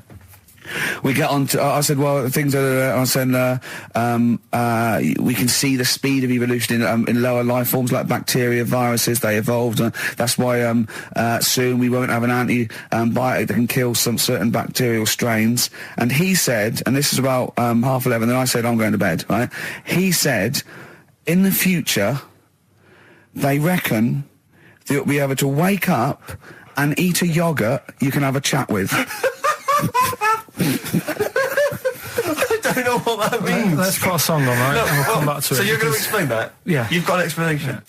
The Verve and Sonnet on XFM 104.9. And Ricky Gervais with me, Steve Merchant and Karl Pilkington. So let's just get this right. What did Karl say? He's just specifically giving those words again. He said, they reckon, and I said, I'm going to bed. He went, no, really? I said, no, I'm going to bed, Karl. There's no point now, because, it's just like you're talking gobbledygook. You know what I mean? I might as well talk for a pot plant. Yeah. He said, in the future, they reckon, I don't know who they are. Sure. I don't know, people who post things on the internet that he reads, I think. The Telegraph. Anyway, complete the sentence. They reckon that in the future you'll be able to wake up. I love it. There's a little scenario, an embellishment, like this little. Oh, hello, darling. It's your yogurt. Hello. You'll be able to wake up and eat a yogurt you can have a chat with. All right. Well, thanks for that, Rick. I'm looking at you. I'm going to throw that over to Karl now. Right. It's when I was away on holiday, right? I got. I don't normally buy the Telegraph because it's too big and that, innit? So, but they were giving it away for free on the plane, so I thought, ding dong, might as well have it. Mm-hmm. And I saw a couple of things in it. I thought that would be interesting. I saw this thing about the future, and it was talking about evolution and what have you, right, which I always find weird, because I always think that maybe we've sort of done it wrong anyway. Do you know what I mean? I sometimes think by definition, evolution can't get things wrong. Things change, that it's not successful, it can't pass on its genetic material, but if you're around, it's working. If you're around, it's working. Slugs are as evolved as they need to be. Slugs are as evolved as you and me. That's true enough. Yeah, no disrespect, but it works. It works. Sorry, they're around. What's your point, Karl? No, I mean, I think we probably would have been better off staying as a fish. Just because there's more water than land, isn't there? Right. And you wouldn't drown. This is why I went to bed. No, I'm thinking of dozing off now. Yeah. No, but do you know what I mean? From, what was it? It was bacteria, it was fish, mermaid, man, onwards and what have you. So anyway. Oh God! No, there are a few knowledge gaps in your theory of evolution. All right, you generally got it right though. So but I mean, basically, yeah, it went bacteria, fish, mermaid, man. What's next is the big question. So it was telling you all about this and what have you, and saying how like we shouldn't have interfered, because maybe if we wouldn't have invented planes and what have you, maybe we'd be able to fly and what have you if we really needed to and stuff like that. Okay. So we've interfered with evolution, you see. Right. Well, then it was saying, well, what's the future got? Well, yes, in one way we have interfered with evolution. Yeah, the evolution of the human being in society is changing. It's no longer based on the strongest or the fittest, because medical science can keep us alive long enough. People can pass on their genetic material where without this civilization they wouldn't have been able to. So yeah, there are different parameters, there are different pressures, there are different things that say whether we're going to pass on our genetic material or not. Okay, so in that sense you're right. And that, Rick, as far as I'm aware, has led to a yoghurt that you can eat and have a conversation with. So this is what it was saying. It was just saying, you know, we're living in mad times and that. You know, there's a lot of weird stuff going on. One of which is... And the fellow was just saying, you know, with computers and stuff like that, the way it is, we'll be able to wake up, Go on. have a chat with your yoghurt and have something to eat. What do you mean, have a chat with your yoghurt? Because of the amount of, I mean, you have them yoghurts already, those friendly yoghurts, those bacteria-friendly ones, so this is just a really friendly one. Yeah, they don't... Oh, God! I'm my best! Do you know what, sometimes, Carl, I think that we're having a chat with a yoghurt. Do you know what I mean? There can't be any difference. Yeah, but then I'm always reminded that would be more entertaining. That would be more informative. God! XFM. Toner. Yeah. You know what I mean? It's so dry, and I just imagine going to work with a hangover. Yeah. 8 hours in that sort of I think it's environment. those jobs where what's the best that can happen that day. Do you know what I mean? The photocopying shop. What's the best? Well, they probably have interesting things, like people going and photocopying. Porno mags. Can I have 30 copies of my arse? Right, yeah, exactly. Yeah, I couldn't make it to the staff party. Yeah, But I yeah. wonder if I could do that in here. Yeah. Carl, what job wouldn't you want to do? Well, any job. You're a lazy... You're joking, aren't you? I've done loads of stuff. I'm quite happy now doing what I'm doing. Yeah? You look happy. Trying to think. You sound happy. Yeah, I mean, calm down. You on drugs? I'm all right. Are you on happy E? before England have won and that. I'm happy What? for them. Yeah, go on, happy for them. I'm happy in that. Yeah, what do you mean happy for them? We are England. Happy Yeah. for us. Yeah. I mean, we didn't play. I did very little towards it. No. It was mainly Johnny Wilkinson. Yeah, I and the barely other- contributed. Switching on the TV was about as much as I did. Exactly. And shouting, come on! Yeah. Talking about jobs and that, though, I was reading the other day about, like, you know, rubbish jobs that people have had and I stuff. haven't got time when I work, man. I just get on with it. I'm like Squiddly Diddly. Fingers in pies, different jobs. Go on. Do you know Ivor the Terrible? Ivan. He, His Russian. Yeah, that was the Welsh fella. It was bloody awful, but not as bad as his Russian cousin, Ivan. Go on. he had a fella doing some work for him, right? This fella built his house. After it was done, right, the terrible fella was like, Fella Ivan. he was going, oh, it's brilliant, you've done a good job there. Yeah. I don't want you to build another one like that. Took his eyes out. Just stopped him making an house like that. Another again. one. Blimey. That's bad, isn't it? Why didn't he take away his trowel? Then he could have seen that he couldn't have built a house without a trowel. You can't build a house without a trowel. Yeah. I suppose he probably later thought that once he'd been nicknamed Ivan the Terrible. Yeah. He thought, why? Because you gouge people's eyes out. Yeah, but I didn't want to build another house. I know, but Take his trowel away. What would I have been then? Ivan the Crafty at most. exactly, yeah. Ivan the Jealous, Ivan the spoilt brat. But Yeah. Ivan the someone's Terrible eyes. is That bad. is bloody terrible. I'm surprised you're not called Ivan the... Do you know what I mean? Yeah, you're going to get on in history like with Vlad the Impaler. Yeah. He's mainly remembered for impaling people. Yeah, he did a lot of other stuff. Did a load of great charity But work he did. The Not impaling remembered. is the thing that's really Yeah. gone down in history. When were you reading about Ivan the Terrible? No, it's just or little Ivor stories. the Terrible is the thing you remembered from this informative article. No, it was just little bits like that. Talking about him, there was a thing about someone who worked for that fella who painted the ceiling. Sistine Chapel. Yeah, Okay. there was a thing. A woman who worked for him in his house, and I love how you assimilate information when it's just bordering on the academic, or just the interesting and true. It's wonderful. Ivor the Terrible gouged someone's eyes out 'cause built him an house. That fella who painted that ceiling had a woman work for him. Imagine if you wrote that down in an essay. Imagine if you wrote that in a school essay. Well, you'd probably end up with not getting a grade or... Or thinking you turned out to more than you had. Exactly. Anyway, the Go woman on. who lived with... Yeah, the woman who lived in a shoe. Go on. yeah, there was this woman who lived with him, and she used to go out and do all this shopping and that. Yeah. But because she couldn't read or write, he used to have to draw everything that he wanted. Why couldn't you just tell her? I don't know. No, but no, wait. That's an excellent point. Could she talk? Yeah, but if it's a big list and that, loads of different coloured paints. But why and couldn't stuff. she draw on a piece of paper? Why did he have to do it? Because he's a better drawer, isn't he? That's the point. That's it. That is. We were just looking Forward to Christmas. loving it. I'm always a big fan of Christmas. Actually, yeah. No, I'm not a bah humbug type. It's not far now, is it? It's this month now. Is it? Is it? Are we in Is it December? the first? Yeah. Jeez. Yeah. Oh yeah. Jeez. Jesus. Yeah. Brilliant. I was quite excited because this week I think it was this week in the papers, The Sun, and I think all the other papers actually, had the first of the kind of giveaway TV supplements that comes out listing all the shows that are on. But what about when they bring them out this early, is you open it and it's like, you think, yeah, I want to see what films are on and stuff, and you go through it, and it just, about half of the listings are to be confirmed. To be confirmed. It's an utter waste of time. Yeah. And it's like, who is planning their film and TV watching this early?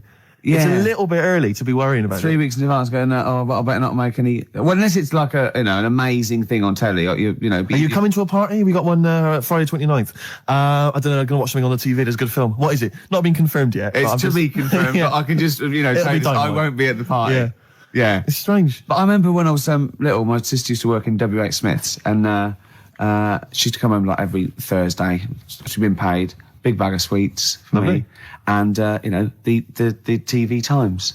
The TV Times, of course, because you're working class. Sort of. TV Times. The radio Times for a classier, middle class gentleman like myself. But the bumper edition at Christmas, there's like 2 weeks of telly. She sit down like that Thursday night, sit down with Miss Sweets, and we tick off all the things we were going to watch over the next really 2 weeks. tragic. Didn't happen, did it? Because I was squeaking around, hyperactive, making people play with toys, stuff, and not watching telly really. I bet but if you watched any telly, it'd have been really rubbish stuff. The whole family was like, I imagine probably Dennis Norden's Laughter File, Volume 12, or whatever it is. I don't think even Dennis Norton was going there. Whereas you see, we in our house, of course, we'd just switch off the TV and we'd perhaps just listen, You weren't to a allowed concerto on Radio 3.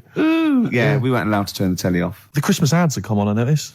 They're on now. And I noticed, I was watching telly last night, and do you think that the advertising executive for Cadbury's Roses chocolates just comes in once a year and they go, what you got this year? And he goes, what about some workmen and some old ladies singing thank you very much, thank you very, very much, just shot in the street somewhere? Yeah, that'd be fine. It worked last year. Yeah, brilliant. That's been going like since I can remember. I've never seen another advert for Cadbury's Roses except that. Exactly. Well, there's certain things that conjure up Christmas, like you got your turkey and all that, and you got your roses. Yeah, Woolworths. Yeah. Yeah, you got Woolworths. Yeah.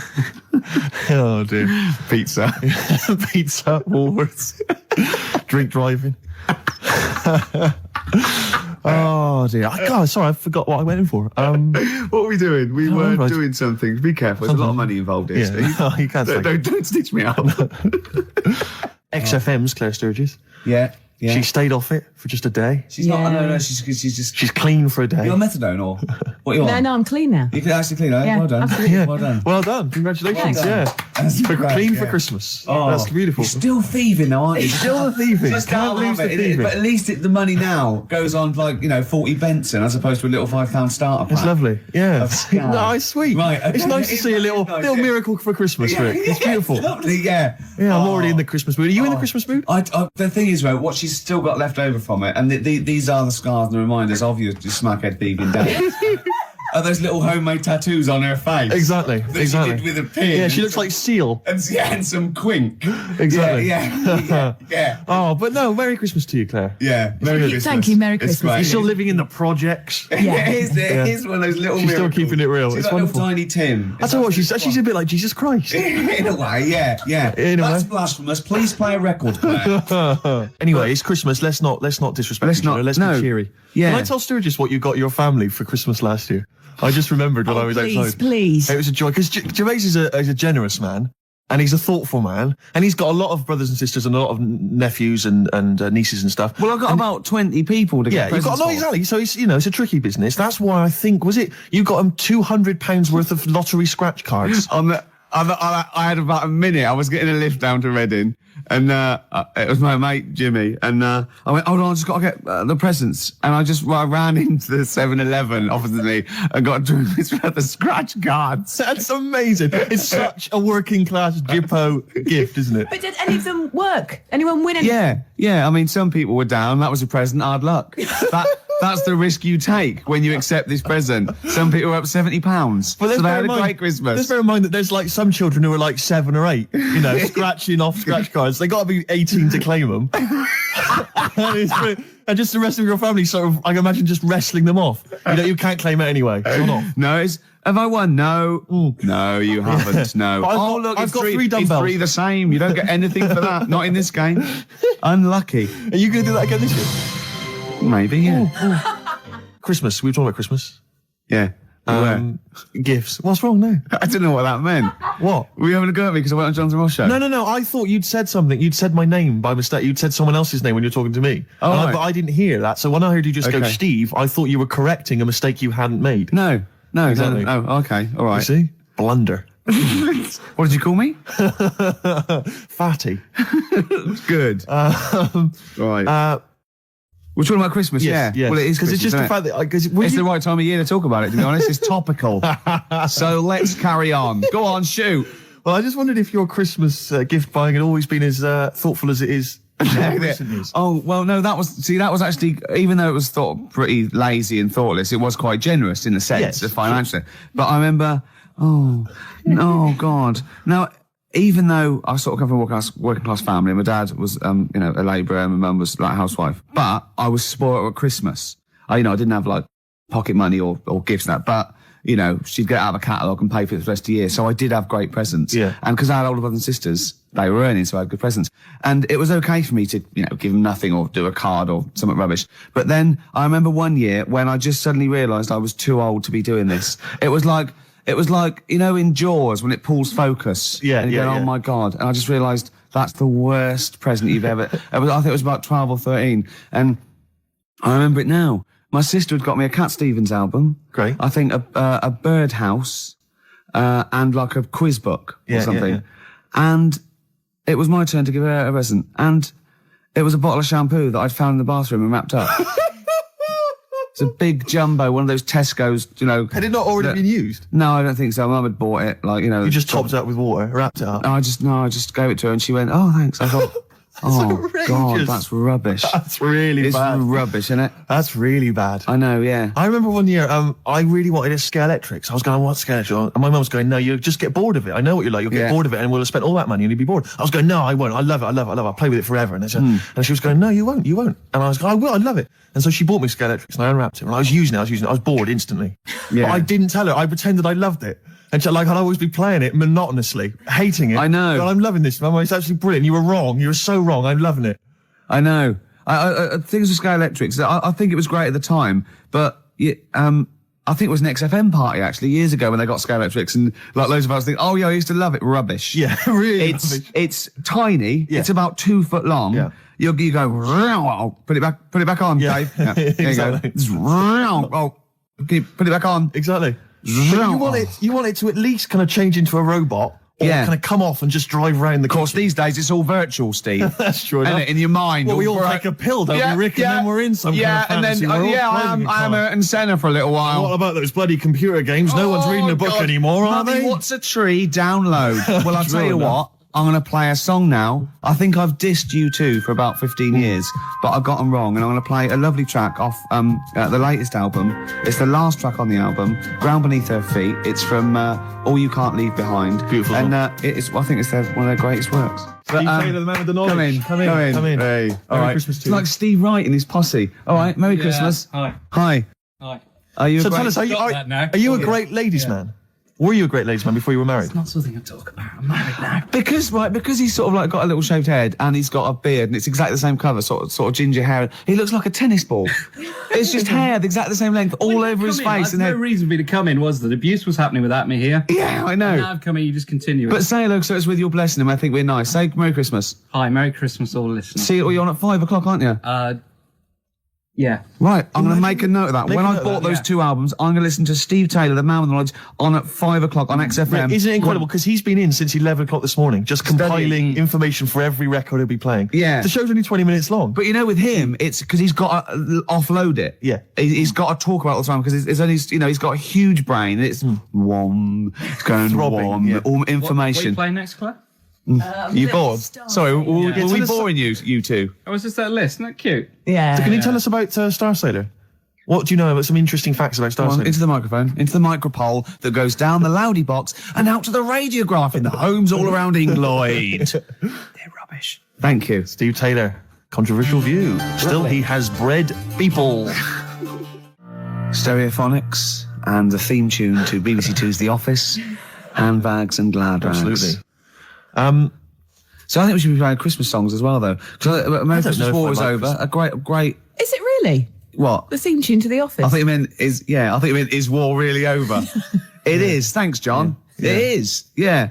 Yeah, it is. Yeah. That's there. To be fair, Rod Stewart did it first. Yeah, and we don't use the Stereophonics version. Oh, No, right. or the Rod Stewart version. Thank you. Too expensive. Exactly. Costs a See, fortune. had to re-record it. Yep. Or little known facts. Yeah. You should yeah. save that for the DVD. Or Steve Taylor would have blown it anyway, Yeah, exactly. wouldn't he? To come on with the knowledge and told Yeah. him everything. I was thinking Fairy actually, Town, New York. beautiful song. No, Can we- it's a great can we song. find It'd be that? nice to try and dig it. I'm sure everyone's playing it at the moment. Yeah, let's On do the- it. Yeah. Let's But not I mean, we play should. it. It's good. No, it is Let's play Simply Having a Wonderful Christmas Time by Paul Can we McCartney. play Driving Home for Christmas, Chris Rea? Oh, it is.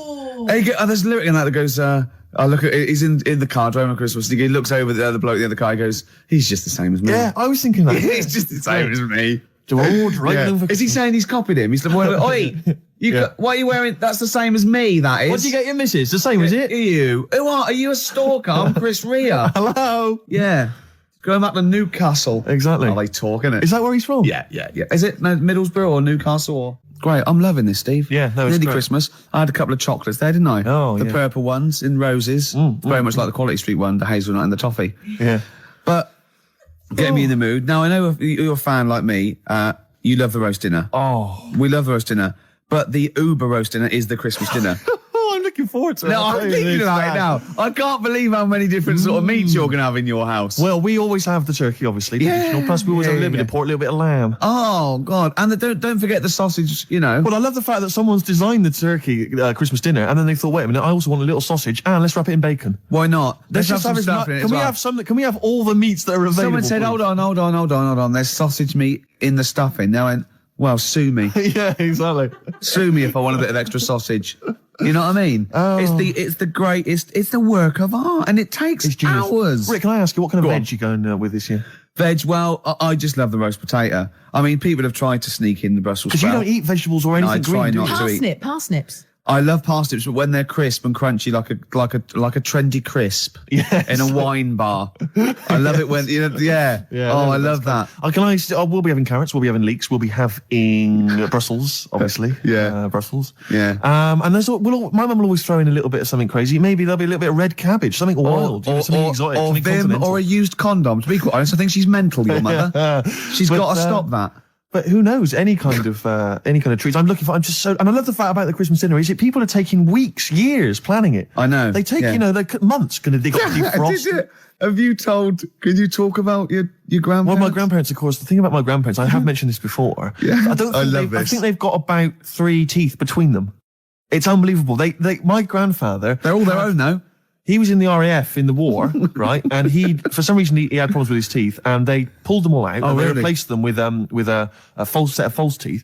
But during the wartime, I don't know whether this was just like what it was like during the war or just the 40s, but he had a kind of wooden plate put in with like some kind of fake teeth attached. Oh, no. And he's never had that changed. So he's still got the wooden plate and about 3 teeth still hanging on it. Oh. It's just so he and my grandmother combined, they cannot eat anything that's kind of solid. So they will literally get up for Christmas dinner. They'll get up and they'll put the meat on like it's sort of 6 a.m, go back to bed for the day, get up and eat it about 9 o'clock at night. And the best compliment you can have if you've cooked dinner for my grandparents is, oh, this is lovely. You can suck it away. Yeah. Imagine that. Imagine Why having don't to they suck just it through a straw. liquidize it? Have a nice little They have roast done. smoothie. They have done in the past. Really, and a little apple crumble smoothie to If we follow. take them out to eat, like at a restaurant or something, we've got to phone ahead to make sure there's fish on the menu. Really? Because they can only have fish. But then the bones, you see, that's a problem for them. Well, you can take the bones out of fish, can't you, and sort of mash it up? Yeah, but the eyes are going Steve, as well. could I suggest the fish cake?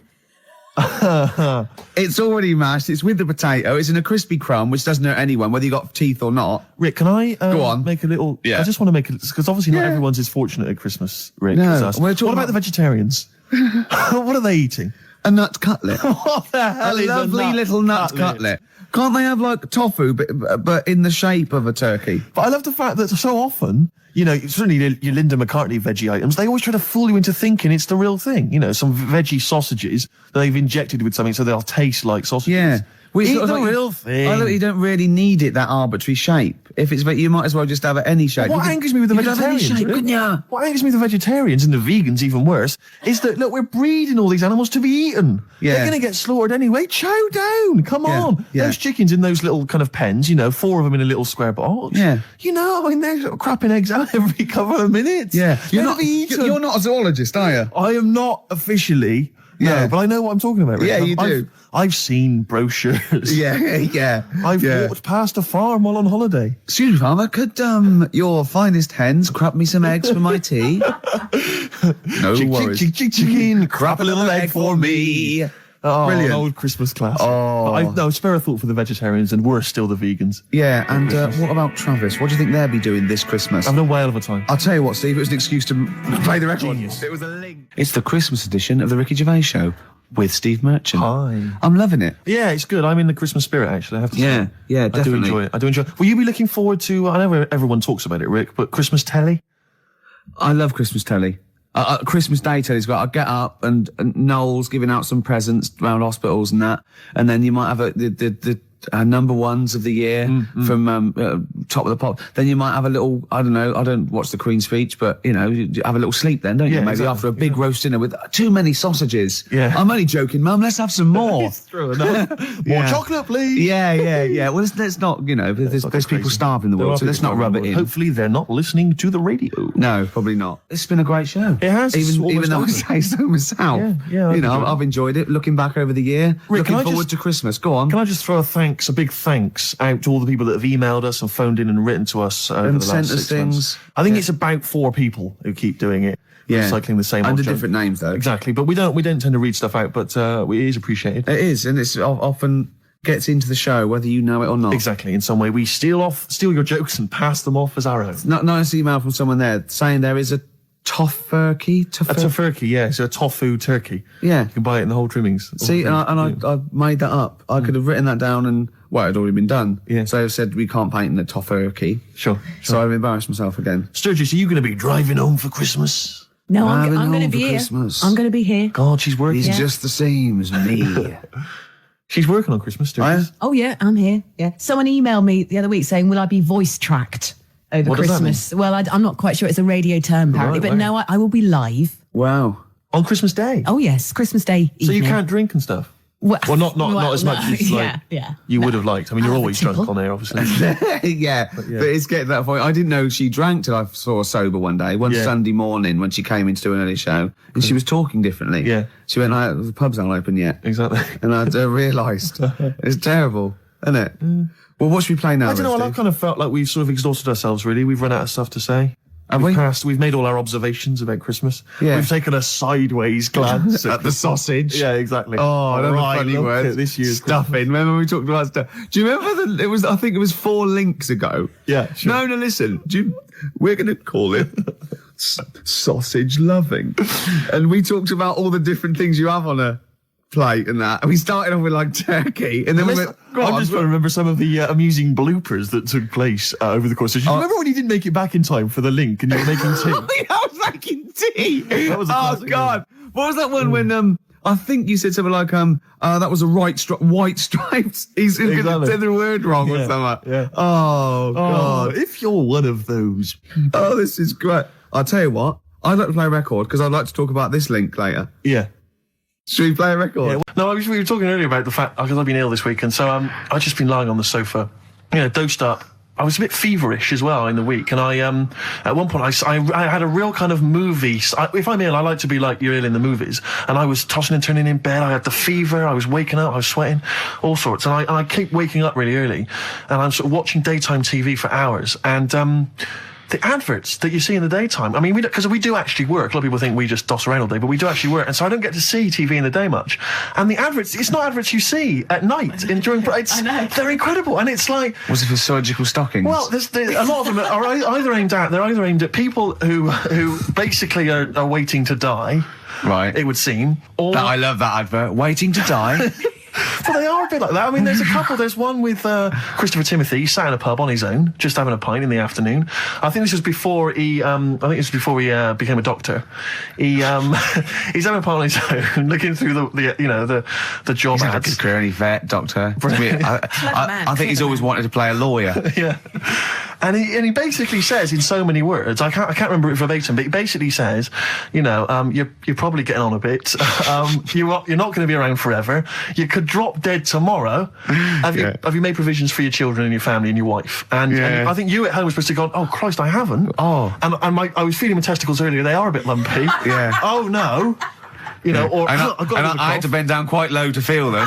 Exactly. So, I am getting on a bit. Exactly. In fact, what I do now is pull them towards me and kick them up like Beckham with a ball. Yeah. And on the way back down, I have a quick feel. Yeah. Or when the kids come to visit. Yeah. And stop playing with Grandad's testicles. Where have you put them? Where have you put them? We've put them on the mountain. So, oh, you little devils, go on with you. Do you want a Werther's original? And that's another advert you see constantly, Werther's originals. So they've got those, and then they've got the adverts which I always love, which are adverts for any kind of Claims Direct or any of those things. It's just invariably there's a reconstruction of an accident that might have happened, someone tripping over a paving slab. There's one which is particularly chilling of a guy who I think he's with his kid watching football, and he's thinking to himself, I bet he's thinking, I wish I could join in. And it flashes back, and there he is up a ladder on a very shiny surface with no one supporting it, frankly. He's asking for trouble. Yeah. Frankly, I blame him. Yeah. And then it topples for no reason. I don't know why it topples. Right. Wind, let's say. Yeah. Whenever I see it, I always think... I hope he never walks again. Well, he falls off it. Did he smash his face in? Did he fall on a spike? Because if he's going to go up that ladder on a shiny surface with no one holding it, right? Did he fall? Did he crack? Did he fall backwards on his head? The little... Worse still, Gervais. Right, did he do the splits and crush his nuts? No. Worse than that, he made a considerable lump sum of cash thanks to the efforts of one of those claims companies. Eh? Oh, no. All right. His negligence has seen him $3,000 richer. Steve, was there a yokel with a pitchfork looking up as he fell on it? Nothing. Oh, he fell off. I think he must have bruised his ankle or strained a ligament. That's not enough. That hasn't taught him anything. Well, it's not taught him a lesson. In fact, if anything, it has encouraged him to be more foolhardy in the future. Because if you're going to dish out $5,000 willy-nilly to these people, these lunatics, these oafs, these simpletons. Do you know one of my favourite adverts was the one in sort of the back of those glossy magazines you get given away, and there was always an old woman, and she'd fallen right in her front porch or whatever, and she was just reaching out, but she was too weak to reach the phone. So it was sort of like you carry a little button around with you that you press. Yeah. I love the idea of that. She looked so vulnerable. It was mine. But it's I always feel with those kind of those claims adverts that it's almost like saying, I'm not going to say it explicitly. Here are some ideas for you. Paving slabs. Is there one near you? Could you have a little trip? Exactly. Yeah. If you've got a step ladder. Yeah. I'm not saying anything, but maybe read between the lines. The shiny floor. There is money to be made. Talking of campaigns and things and that, did you see Sir Bob on Jonathan Ross last night? Sir Bob Geldof. Sir Bob Geldof. Yeah. Are you going to walk to Edinburgh or sail to France, Karl? What do you think of all this? The G8. I think it's good that he's doing some stuff for the world and what have you, but probably won't bother. No.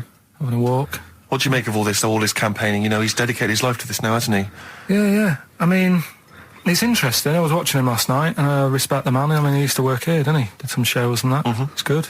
it's all right that he can do it, but I assume that's not why you respect him. I assume you respect him because he's trying to save a nation, as opposed to used to work in XFM for a while. yeah, I know. But I'm just saying is it's good that he's given up a lot of his time to try and save the world and that, but there's a bit of me that's kind of like, is he wasting his time a bit? Right. Well, what do you mean wasting his time? Well, he tried it before, and No, wait. What he's trying to say is that the G8 are I think the 7 most rich, wealthy nations in the world, and Russia, and they get together and they can wipe out the third world debt. I.e., they owe us billions and billions of pounds. They can't afford to pay it back. So he's going to say, let's wipe the slate clean and pledge, I think, a lot more aid and stuff to them, isn't it? Mm-hmm. So what do you think of that? But won't they just do it again? Right, what's you thinking? No, I just mean... I knew I had a little diamond in the rough here. I mean, obviously, I admit, I brought this up because I really wanted to know what Karl thought of it. Sure. Yeah, I had ulterior motives. It wasn't just for awareness, for the very worthy cause. It was because I know... Look at him looking at me. Look at him, he looks at me like a cat. Honestly, it's like there's nothing behind those eyes. Right, what do you mean? They're just going to run up the debt again, you think? Well, what I mean is, right, when I was a kid, right, and I wanted to go to the arcade, I'd borrow £1 off my mum, right, and she'd say, don't come back asking for more and what have you. But I'd have a go on a pinball machine or whatever, game on a fruity, and then go back, and and I'd go, can I have some more money? And she goes, I gave you £1 before. And I go, I know, but I'm on holiday. And she goes, there you go then. And then I go off and do the same thing. I didn't go, no, I wasted the last one, I'm going to pop this in the bank.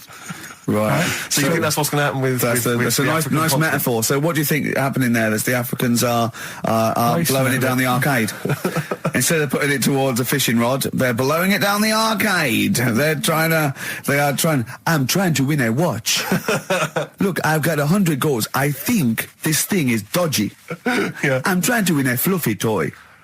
Bob's saying you're never going to get the Snoopy. You're never going to get the It's Snoopy. always going to fall out of the little claw It's before it rigged. gets to The the top. claw is not strong enough. Yeah. Do not waste it. No, Midge. Midge, you have to write a song. Write another song, mate. They've blown it down the arcade. Brilliant. Monkey news. Yeah, monkey news. So, monkey news. Right, if you're a new listener, this is where we do a bit of monkey news. Oh, imagine him giving these charts on a news programme, like News Night Review or News at 10. Over to Karl Pilkington. Yeah, all right. This monkey's gone mad again. Go on. Right, we've done quite a lot of good stuff. The one that sort of kicked up most of the fuss was probably Ollie the monkey. I love the fact that they're all monkeys. He's a chimpanzee. Well, right. It's an ape. Well, today, right, we're looking at one that's it's called Coco. Oh yeah, the sign language one. Well, what I've read about him is he speaks, right? Oh, God. Highly educated. Yeah. Photographer. Karl!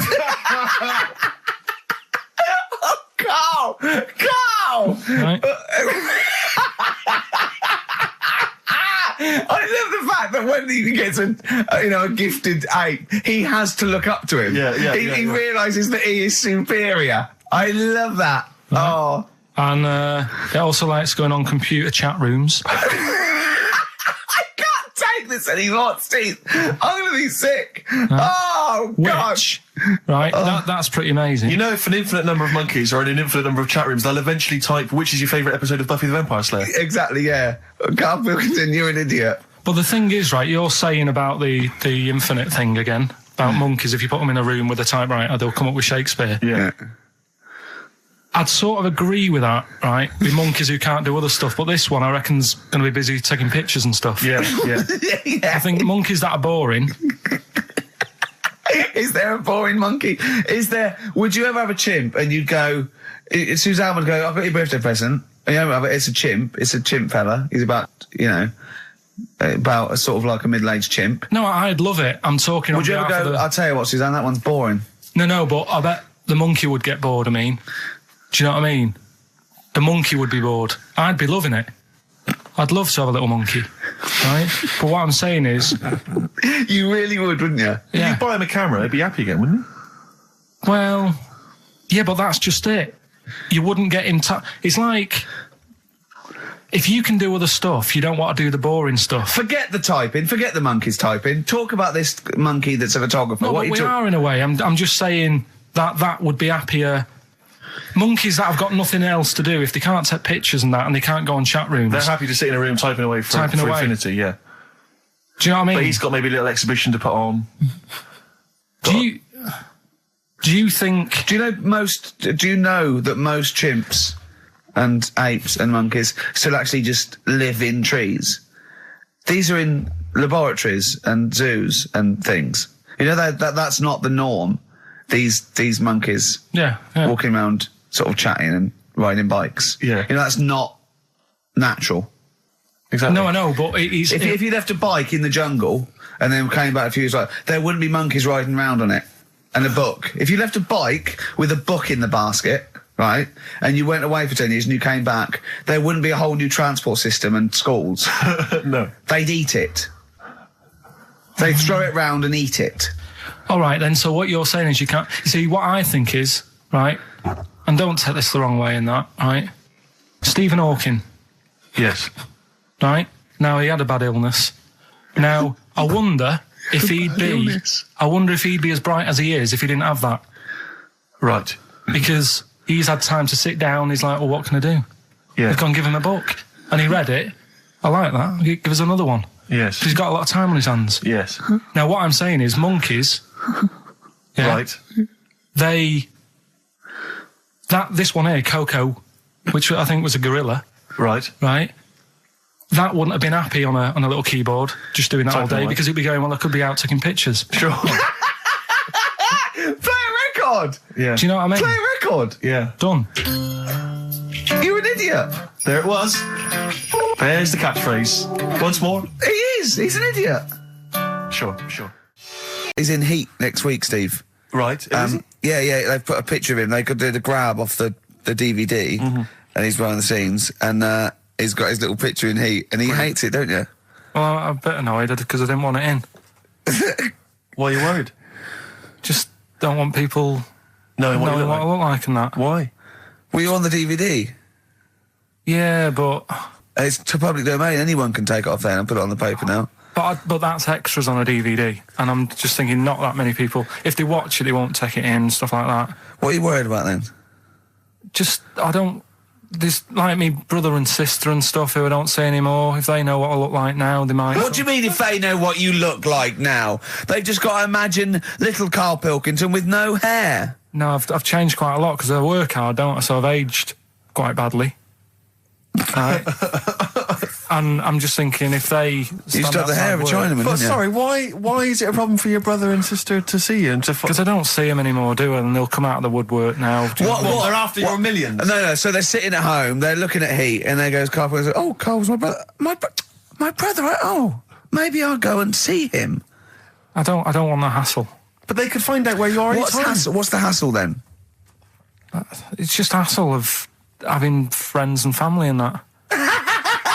You mean this, don't you? Yeah, it's that I'm not into having But mates. if and either that. your brother or your sister came to your door, would you not welcome them in and give them a cup of tea? Do you know what? He bumped into his sister, right, after about 7 years in a car park somewhere, right? And she went, oh, I've got a picture of my new kid. Do you want to see it? He went, not really. All kids look the same. And she went off in a huff. Unbelievable. Yeah, but that's the problem, though, isn't it? She hadn't seen me for years and years. That's the way I am. I'm not like being rude or anything. I'm just says what comes in my head. Oh, don't give me that. Don't do that. I'm not rude. It's what comes in me head. That's a rubbish excuse. Not know rude. me, know my ways. Yeah. Right, am I wrong then? Let's look at it. Let's look at what I said. Hey, there's Nouts Obama's cakes. Know me, know my ways. Get out, you twiddle flunt. What is that? What sort of philosophy is that? Know me, I'm rude and take it or I'm leave not it. being rude. You are being rude. What, saying that all babies look the same? It's your nephew. You didn't even bother to have a look. You could have been courteous and had a look at the picture. If it was a first, I'd say fair enough, but she's got loads of kids. Oh, fair enough.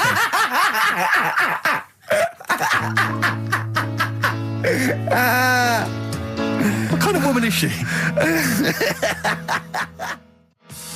David Bowie, Lady Stardust from Ziggy Stardust and the Spiders from Mars. I went to see him Tuesday. I know you went to see him Wednesday, Steve. I mean, obviously I'm a mental fan, but I think objectively that was one of the best shows I've ever seen. Yeah, it was brilliant. He's got the best band in the world. He played all the hits. It was an amazing show. The sound was incredible. I mean, do you know what I mean? Well, It's his just voice as well. I think people don't realise how incredible his voice is. It was absolutely soulful is the word I'd use. brilliant. Yeah, it was absolutely brilliant. You don't care, do you, Carl? We don't care about this. You never really go to gigs, do you, Carl? The live music experience is not something you enjoy. Can be all right. Go on. I heard that someone else who went to the Bowie thing said that he sort of messed with the songs a bit, which would annoy me. No, he didn't. Not really. Hardly at all. He said when they did Life on Mars, instead of saying something about just the tune of it, he messed with it so it wasn't the same. That would annoy me. What would you do? Get up and leave? But I mean, we're not talking Bob Dylan or Sinatra. He ad-libbed a little bit, I suppose, and it's his song, but it was totally faithful. He was singing the songs. What do you mean? Well, it's just don't mess with stuff. It's like if you went to see Titanic and then the boat didn't have a crash, you'd go, what are they doing? It's like, oh, I fancy messing with it. Well, he That's what I didn't. mean, Well, don't I'll tell you, he didn't mess with it. Relatively speaking, he did not mess with the songs. They were brilliant renditions. That would be a hell of a film, though, where Titanic gets to New York. Absolutely fine. Oh, Carl. But, you're amazing. It's because I work here, though, and there's a lot of gigs going on all the time, and then you get to a point when, you just go, get a bit fed up with that. Well, when was the last time you went to a live experience? Well, I've been to gigs, but the one that springs to mind probably is when I first sort of tried a gig out, and it wasn't a music one. It was Bottom. Do you know with Bottom the live thing with Rick Mail and Adrian Edmonton. Yeah, in Manchester. When was that? Years ago, because it was in Manchester in about, I don't know, 87, 88 or something, and I was set up for like a blind date. Right, this a mate of mine sort of set me up to see this. What? girl. So you said let's go to Bottom? Well, I didn't tell her. I just said meet us at the Apollo. I bet she was over the moon, wasn't she? Met her there. Said right. Romantic. Going to see some middle-aged men run round in pants. Brilliant. Well, it's good. It's one of them things that afterwards you've got something to talk about, haven't you, and stuff. Yeah. So was it a good gig? Yeah, it was all right. Sort of bought some April fruits and that at the start of the night. Yeah. I think she liked that. And then we watched Bottom. Then afterwards had a bit of a chat. And then... you didn't see her again, I take it? I would have done, right, because she was all right looking and everything. Yeah. But when we were chatting, she said she had a problem with a marrow and that. She what? She had a problem with a marrow. She had a problem with her marrow? Yeah. You mean her bone marrow? Yeah. Oh, I thought you meant she had one stuck of her fanny. No, just the... Thanks for that, Rick. That's an image I can't get out of my head. No, I wondered what... Oh, I see, a marrow. I thought you meant a marrow. Her marrow. And is that serious, that?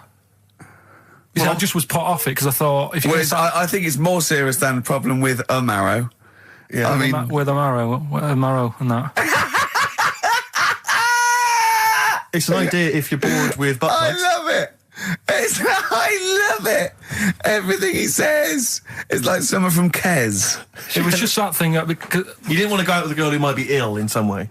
well, yeah, I thought, what's the point in spending time with her, spending money on her and stuff, and then she's going to die on me? Oh! No, but seriously. God! No, but I'm just... see, this is what annoys me. Oh, You asked me to be honest, but I'm just saying, what's the point in me getting upset and stuff? No, but it's not the... It was the one thing he said, what's the point in spending money on her if she's going to die anyway? You've got to realise that's not a normal thing to say. No, but what's the point in getting to really knowing someone and thinking, oh, she's really nice, I want to spend my life with her? It's good that she told me when she did. Carl! What, during Bottom? This is the most amazing thing you've ever said. Steve, don't you understand what I'm saying? But no, because what? Well, firstly, it's the assumption that she's going to drop dead, and you're going to think, well, I just bought her some open fruits, I'm livid. I don't know what it means when you've got a problem with a marrow and that, but she looked pretty serious when she was talking about it. So I was like, oh. Christ almighty! I don't understand what's so bad about it. Play a record! I think if you want to get on TV, Karl, you'd be better as the subject of maybe like an omnibus documentary, Living with Karl. He had some Germans laughing at him on the tube because they recognised him. You don't think of that? Well, because obviously Ricky doesn't travel on the tube anymore. He's too rich for that. I never did. I always thought it was beneath me. Sure, but They used to walk everywhere, didn't you? But I'm still forced to take the tube, and sat on the tube, and it pulled up, and outside the window, just happened to be on the station, was one of the posters with us. So I was kind of there, not realising it was behind me, and these big kind of fat German or maybe Bavarian guys. Well, they're in lederhosen eating sausages. Yes, they were. They're Bavarian. Yeah, they were. And I noticed one of them kind of looked at me, then looked at the poster, then looked at me, just happened to say it, and wittered something to his friend in German. You know, I don't want to try and do an impression. That's freaking goggle eye. Oh, wow. I think that... No. But I know what you're thinking it means. It doesn't mean that. Right, okay. It means... What's a rough translation? Elegant boy. Right, okay, yeah. And so anyway, That's freaking goggle eye. He pointed out the poster and his That's mate... lanky piss and streak.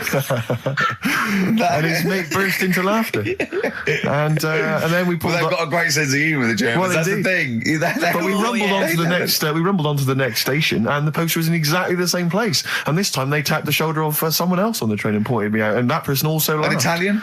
There was a French. Was there a bloke with a beret and a little moustache on the other side? Yeah. Was the United? Did you get on the United Nations Express? Imagine that. Yeah, it was fake. See the freak. Look at his freaky goggle eye. Right, whereas I love the fact that before you were at least pretending to be speaking German. Now this is an Italian with an accent. It's just a guy speaking perfectly good English.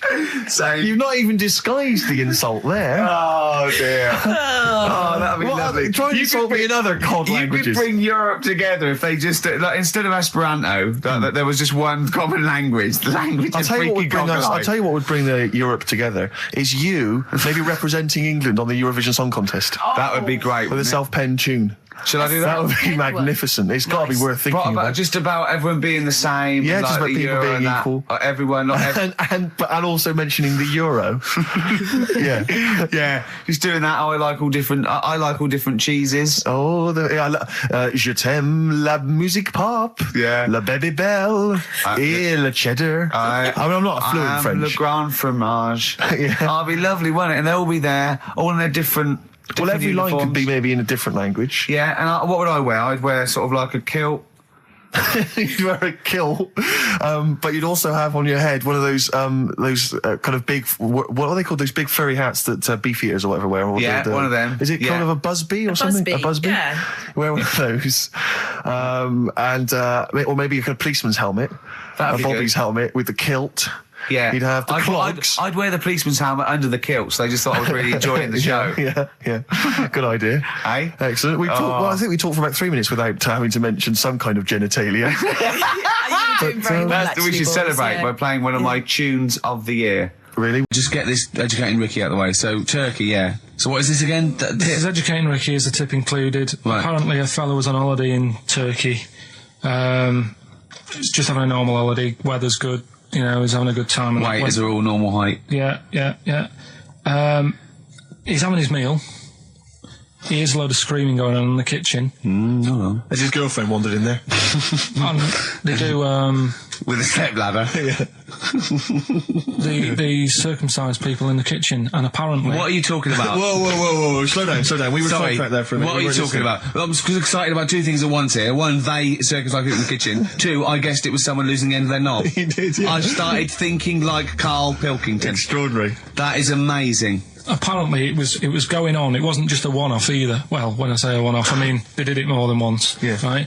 And there was it was there for a week, and apparently the first night it was quiet, and then the rest of the week, every day it'd be like having his breakfast or even his lunch or even his tea. Yeah. He'd be doing it all day. Oh. You'd be hearing Lunch and screams. breakfast, fair enough, really. Yeah, Circumcision at tea time. Don't do that. And apparently it's a tradition over there. You can't even make a complaint about it. It's like, well, you should have found out before you come over See, it. I can't believe this is true. I'm a little I bit can't lost. believe this is He was in a true. restaurant, in a hotel, and there were people having circumcisions in the kitchen. Yeah. Is that right? I'm even worried that we're bordering on the racist here, suggesting that is position that Turkish people cut the end of their cocks off in the kitchen Yeah. at meal times. I think you're wrong, Karl. This just sounds ludicrous, Carl. No, I don't think it happens everywhere. Right. I think this Just in Oh, this at this hotel. certain places, Certain hotels. certain hotels. What, is it like 2-star? Yeah. That, Why did he go to the Foreskin Inn? It was his own fault, wasn't it? so that Sorry, that's it, is it? Have they closed? Sorry, no, wait. That's the story. You educated me, right? Once a fella saw some Turkish people cutting the tip of their knob off in the kitchen. Thanks very much. Thanks very much, Karl. Got any more? Well, there's things you can learn from it. Either don't go to Turkey. No! Don't have calamari when you're over there.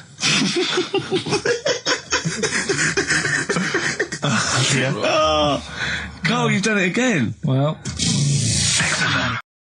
By Rod Stewart, and this is a song for the gays.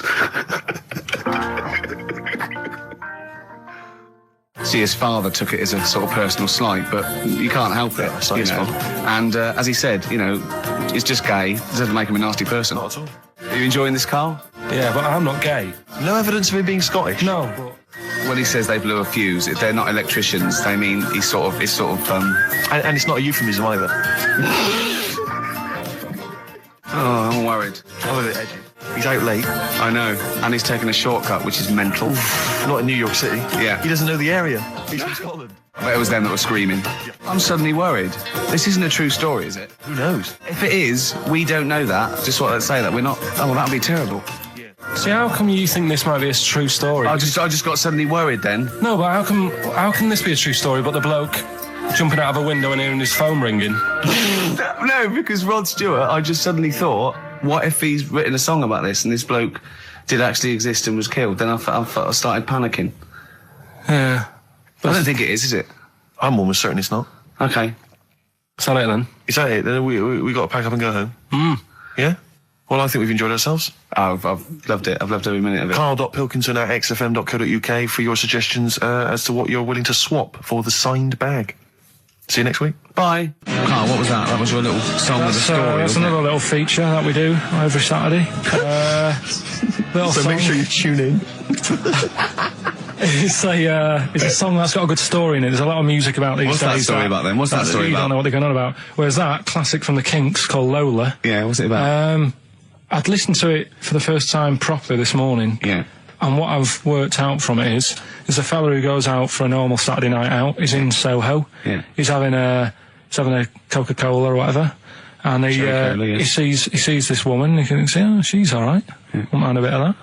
So he wanders over, and he sort of gets talking to her. He looks at her. She's got a great figure, nice face, and all that. Lovely knob. And she speaks, and he goes, "Oh God." Got a bit of a bloke's voice. Yeah. Got a bit of a voice like a bloke. But he thought, that's her only down point. Sure. So he dances around with her, and I think he sits on his knee, I think he said. Yeah. Anyway, it turns out it's a fella. Yeah. Right. So, a sobering lesson. Yeah. What do you take from that? look away sort of, if you think you might be talking to a bloke, just look at his sort of Adam's apple. And he'll probably have a hairier arse than a woman. Yeah, I think you've gone too far then, though. I think you're already getting too close. It's a bit late to pull out. No pun intended, definitely. There was a pun intended. Oh, was it? Alright, was it? Yes. Alright, okay, we don't be disgusting then. Right, okay, right, the results of, We ain't got a winner for the first time. Yes, we have, we've got done this loads. feature for... We've got loads of winners. No, we haven't. We've done this feature for 3 weeks. This is the first time I've managed to sort of... What? Well, let's go through them then. What have they got wrong? The first one. The first one? What was the first one? one? The first one. Well, hang on, let's do them in reverse order first. So what's the last one? The last one, the clue was, that bloke does sport on the telly and he's got a little kid. What's that? That's Destiny's Child. Des, who does ITV Sport, has got a tiny child, right? No, that's fine, they got that. Okay, Destiny's Child. What's the middle one? Well, the middle one. Right. Child. The second one was, he doesn't like women, yet he's got a couple of kids, that's a bit weird. Yeah. Right? That was PD, that was Puff Daddy. That is offensive. Go on. But it's not Puff Daddy, it's Puff Daddy. And he's not even called that anymore, he's called P. Diddy. Well... Okay, fair enough. But they got that one. Yeah. And if I'm being tight, these lot are as well. Yeah. Yeah. Tight means something in Manchester. Go on. Right, and the first one that they're having problems with, I don't think them birds should be allowed in this They've area. got it. Boyzone. It's not Boyzone. What's the clue again? I don't think them birds should be allowed in this area. That is perfect. A boy zone. No birds. No women. No women, yeah, birds, right? A boy zone. Sorry, Carl. If that isn't the answer, their clue is better than yours. That is brilliant. What was yours? Boy zone. It works perfectly. What's your answer then? Bangles. I have no idea what that means. Like seagulls. So you don't want them in this area, so you're banning them. Bangles.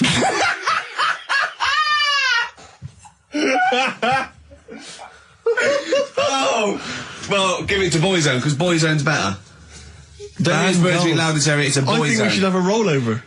Carl beat them. Carl beat them. You have to use his logic, surely. But theirs works. You can't do what am I thinking? No, that's not what I'm thinking. It perfectly. It works perfectly. I think you've got to give it to the ones that got the Boyzone. Well, how about, right, because they didn't actually get into my head and my way of thinking, heaven right? forbid. How about we just keep back the David Attenborough, and they can have, I'll chuck in the Hellraiser, right? Okay. And Blondie album and the Madness Yeah, one. okay, pick a winner at random. Pick a winner, Steve. I'm going to give it to Paul Sloman, who got those answers, and he also says, P.S. Carl, you're a moron. So, I'm giving that to Paul, and good luck to him. Right, well, He's got a crazy night tonight. If we can rush these over to him, he's got a cracking Saturday night. well, if I'm a moron, I might get your address wrong when I send them to you. Oh, Coming right back at you, Paul. Yes. Right, John, play your song. Is this Oh, Carl's annoyed because Wow, they didn't he's get wild. banned goals. A song from song for the ladies. I think we seem to have missed this a lot of weeks, but this Sure. I've been wanting to play this It's for not like ages. us to forget things like that. This is a band, Frente, who kind of came and went and no one yeah. was particularly interested, but they did do this lovely acoustic version of the New Order tune, Bizarre Love Triangle, Oh, and right. this just shows you how incredible the melodies and the words and everything are. Brilliant, I'm a fan. New Order, just play this. Good night. Song for the Bye-bye. ladies. Is this Bye. in the week? Do you reckon Richard Anderson will be back next week? Yeah, Richard Anderson will not miss this show. Kids, they know too much now. Yeah.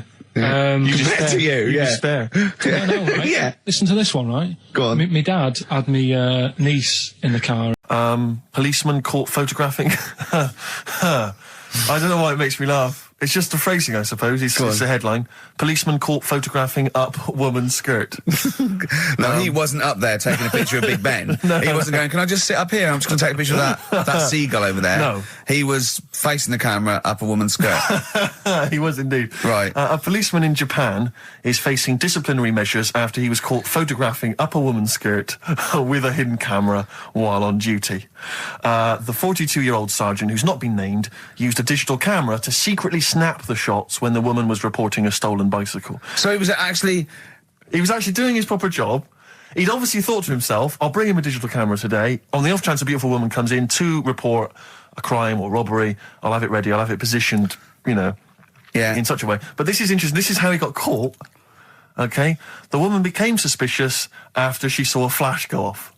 Brilliant. I mean, this... Not so secret at all. Sorry, did I just see your shoe? Your shoe just seemed to just spring into life there. It was light. There was light. Yeah, I think I've had someone set fire to some magnesium that was on the end of it. It won't happen again. Well, it's only you and I in here, and your shoe was just suddenly lit. Why are you standing like that? Why is your shoe just sort of like between my feet? There's no reason. This is how I always stand. What did the bike look like? Flash?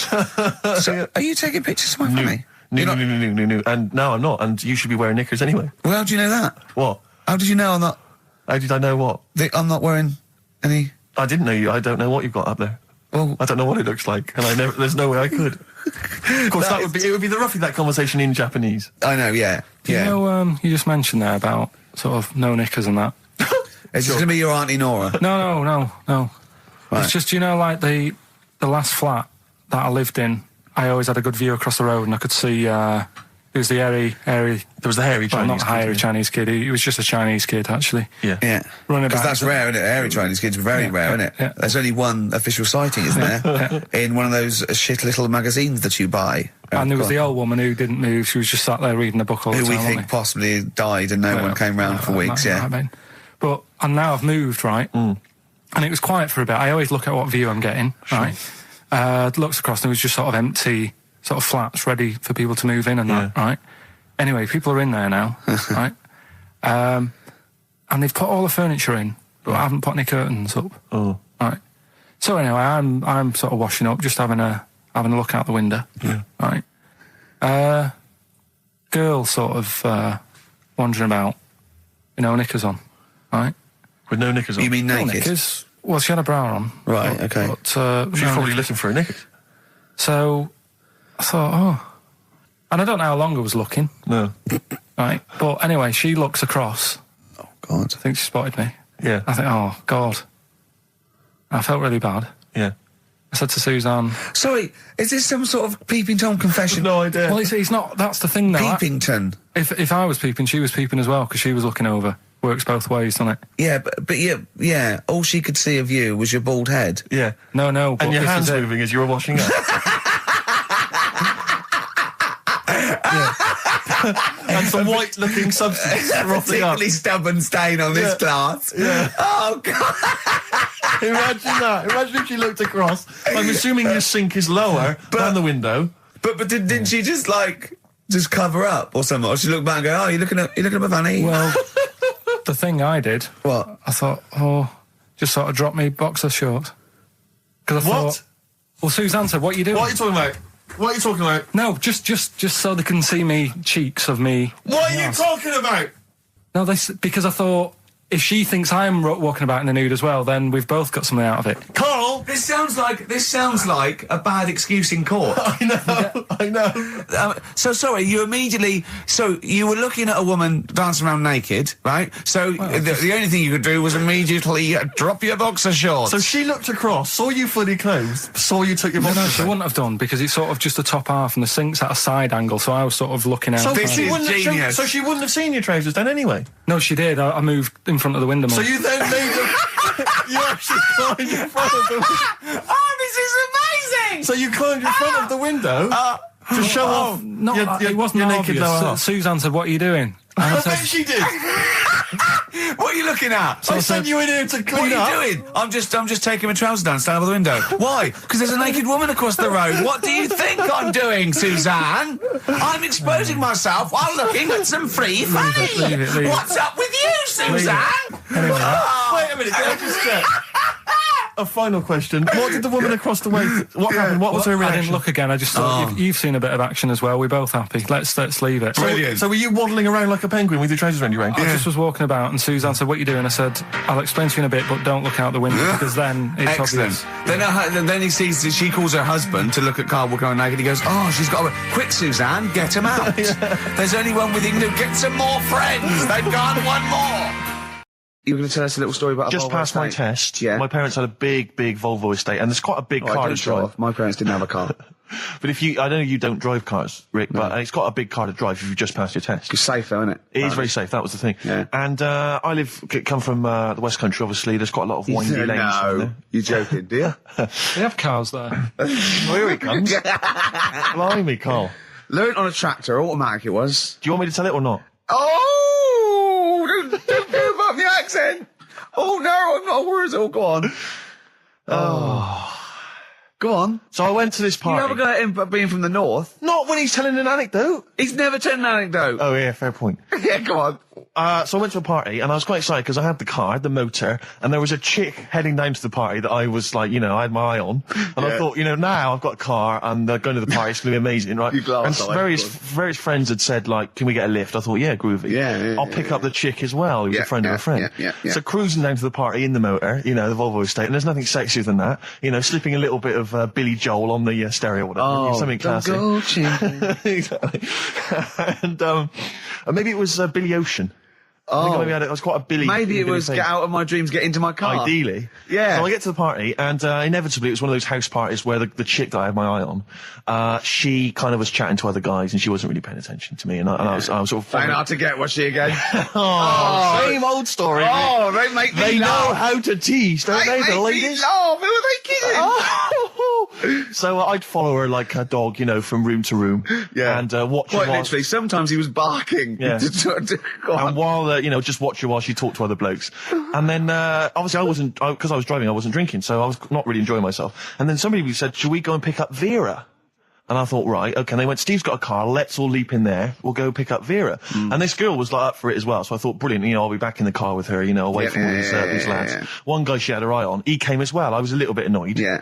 But anyway, he was in the car, so I'm driving down these country lanes, just driving along, and they're directing me, they're saying, go left here, go right. And then suddenly we stop, and one of them goes, just drive into that field, this pitch black field, right? And I'm sort of, well, it is my parents' car. Just drive in the field, Steve. I'm thinking, well, I don't want to, like, not seem like I'm a hard, cool, crazy kind of guy, because the chick's in the car. So drove the car into the field. They all leapt out, started running off into the darkness, shouting, Vera, Vera, Vera, where are you?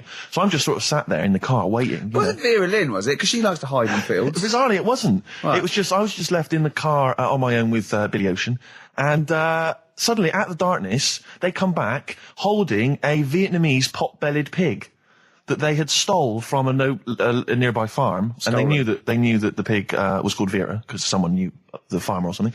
Anyway, so they got this pig, so now they're going, I'll put the pig in the back of the car, we'll take it back to the party, it'll be hilarious. I'm thinking, well, you know, I'm not sure I want a pig and all its, you know, piggy crap in the car, right, crammed in there. But they say, yeah, so obviously I'm thinking again, I don't want to look like I'm, you know, a nerd. You know, I'm terrified of that, Rick, ever happens. Yeah. So, So you go, hey, bring the pig into the car. Exactly. I'm no nerd. Exactly. Yeah, go on. So now we drive off again. I got this pig kind of squeaking in the back of the car, and they say, stop again, let's do some cow tipping. And they do that old thing, you know, about the fact because cows sleep standing up, don't they? So you can push a cow over and stuff. Yeah. So they're having a wild time, hilarious.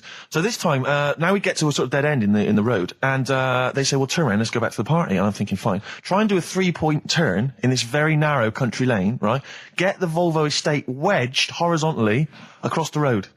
Can't get it out, just can't seem to sort it out. I don't know what, I'm panicking because there's a pig in the car, right? And, local disgruntled farmers, right? People drunk, partying, probably off their head on some kind of weed. Rick. Was it loads of blokes with, like, pitchforks and flaming torches Exactly. going, burn him. He's playing with our pig. Exactly that. And so that, do you know, I was so terrified that all I could think was they're going to have to send a helicopter to lower a magnet onto the top of the car to lift the car up and put it the right way around. You used to read a lot of comics, didn't you? Yeah. So, do you know what I started doing? What? Crying. Did you really? Yeah. Why? Just started crying, just very slightly, started getting upset. And the other guy that the girl fancied, he had to get into the driving seat and sort it out for me by slowly edging forward and that's backwards. the worst bit of the whole story. Yeah, edging slowly back and forwards. He just sorted it out, just slowly worked the car back round, and then we were off. You were just gently weeping. Just gently where weeping in the back. The bloke had just taken the bird that you saw from a distance. Exactly. That was basically your wife in your head by then. Oh, yes. Wasn't it? I can't We were believe it. happily married with a pig for a child. Don't joke, that could happen. I know. The pigs come, if you like. Sorry? What did you say? What did you say? What did you say? When you do what, Karl? What? What did you say? No, what did you say? Because I don't want to have to go to the radio authority again. What did you say then?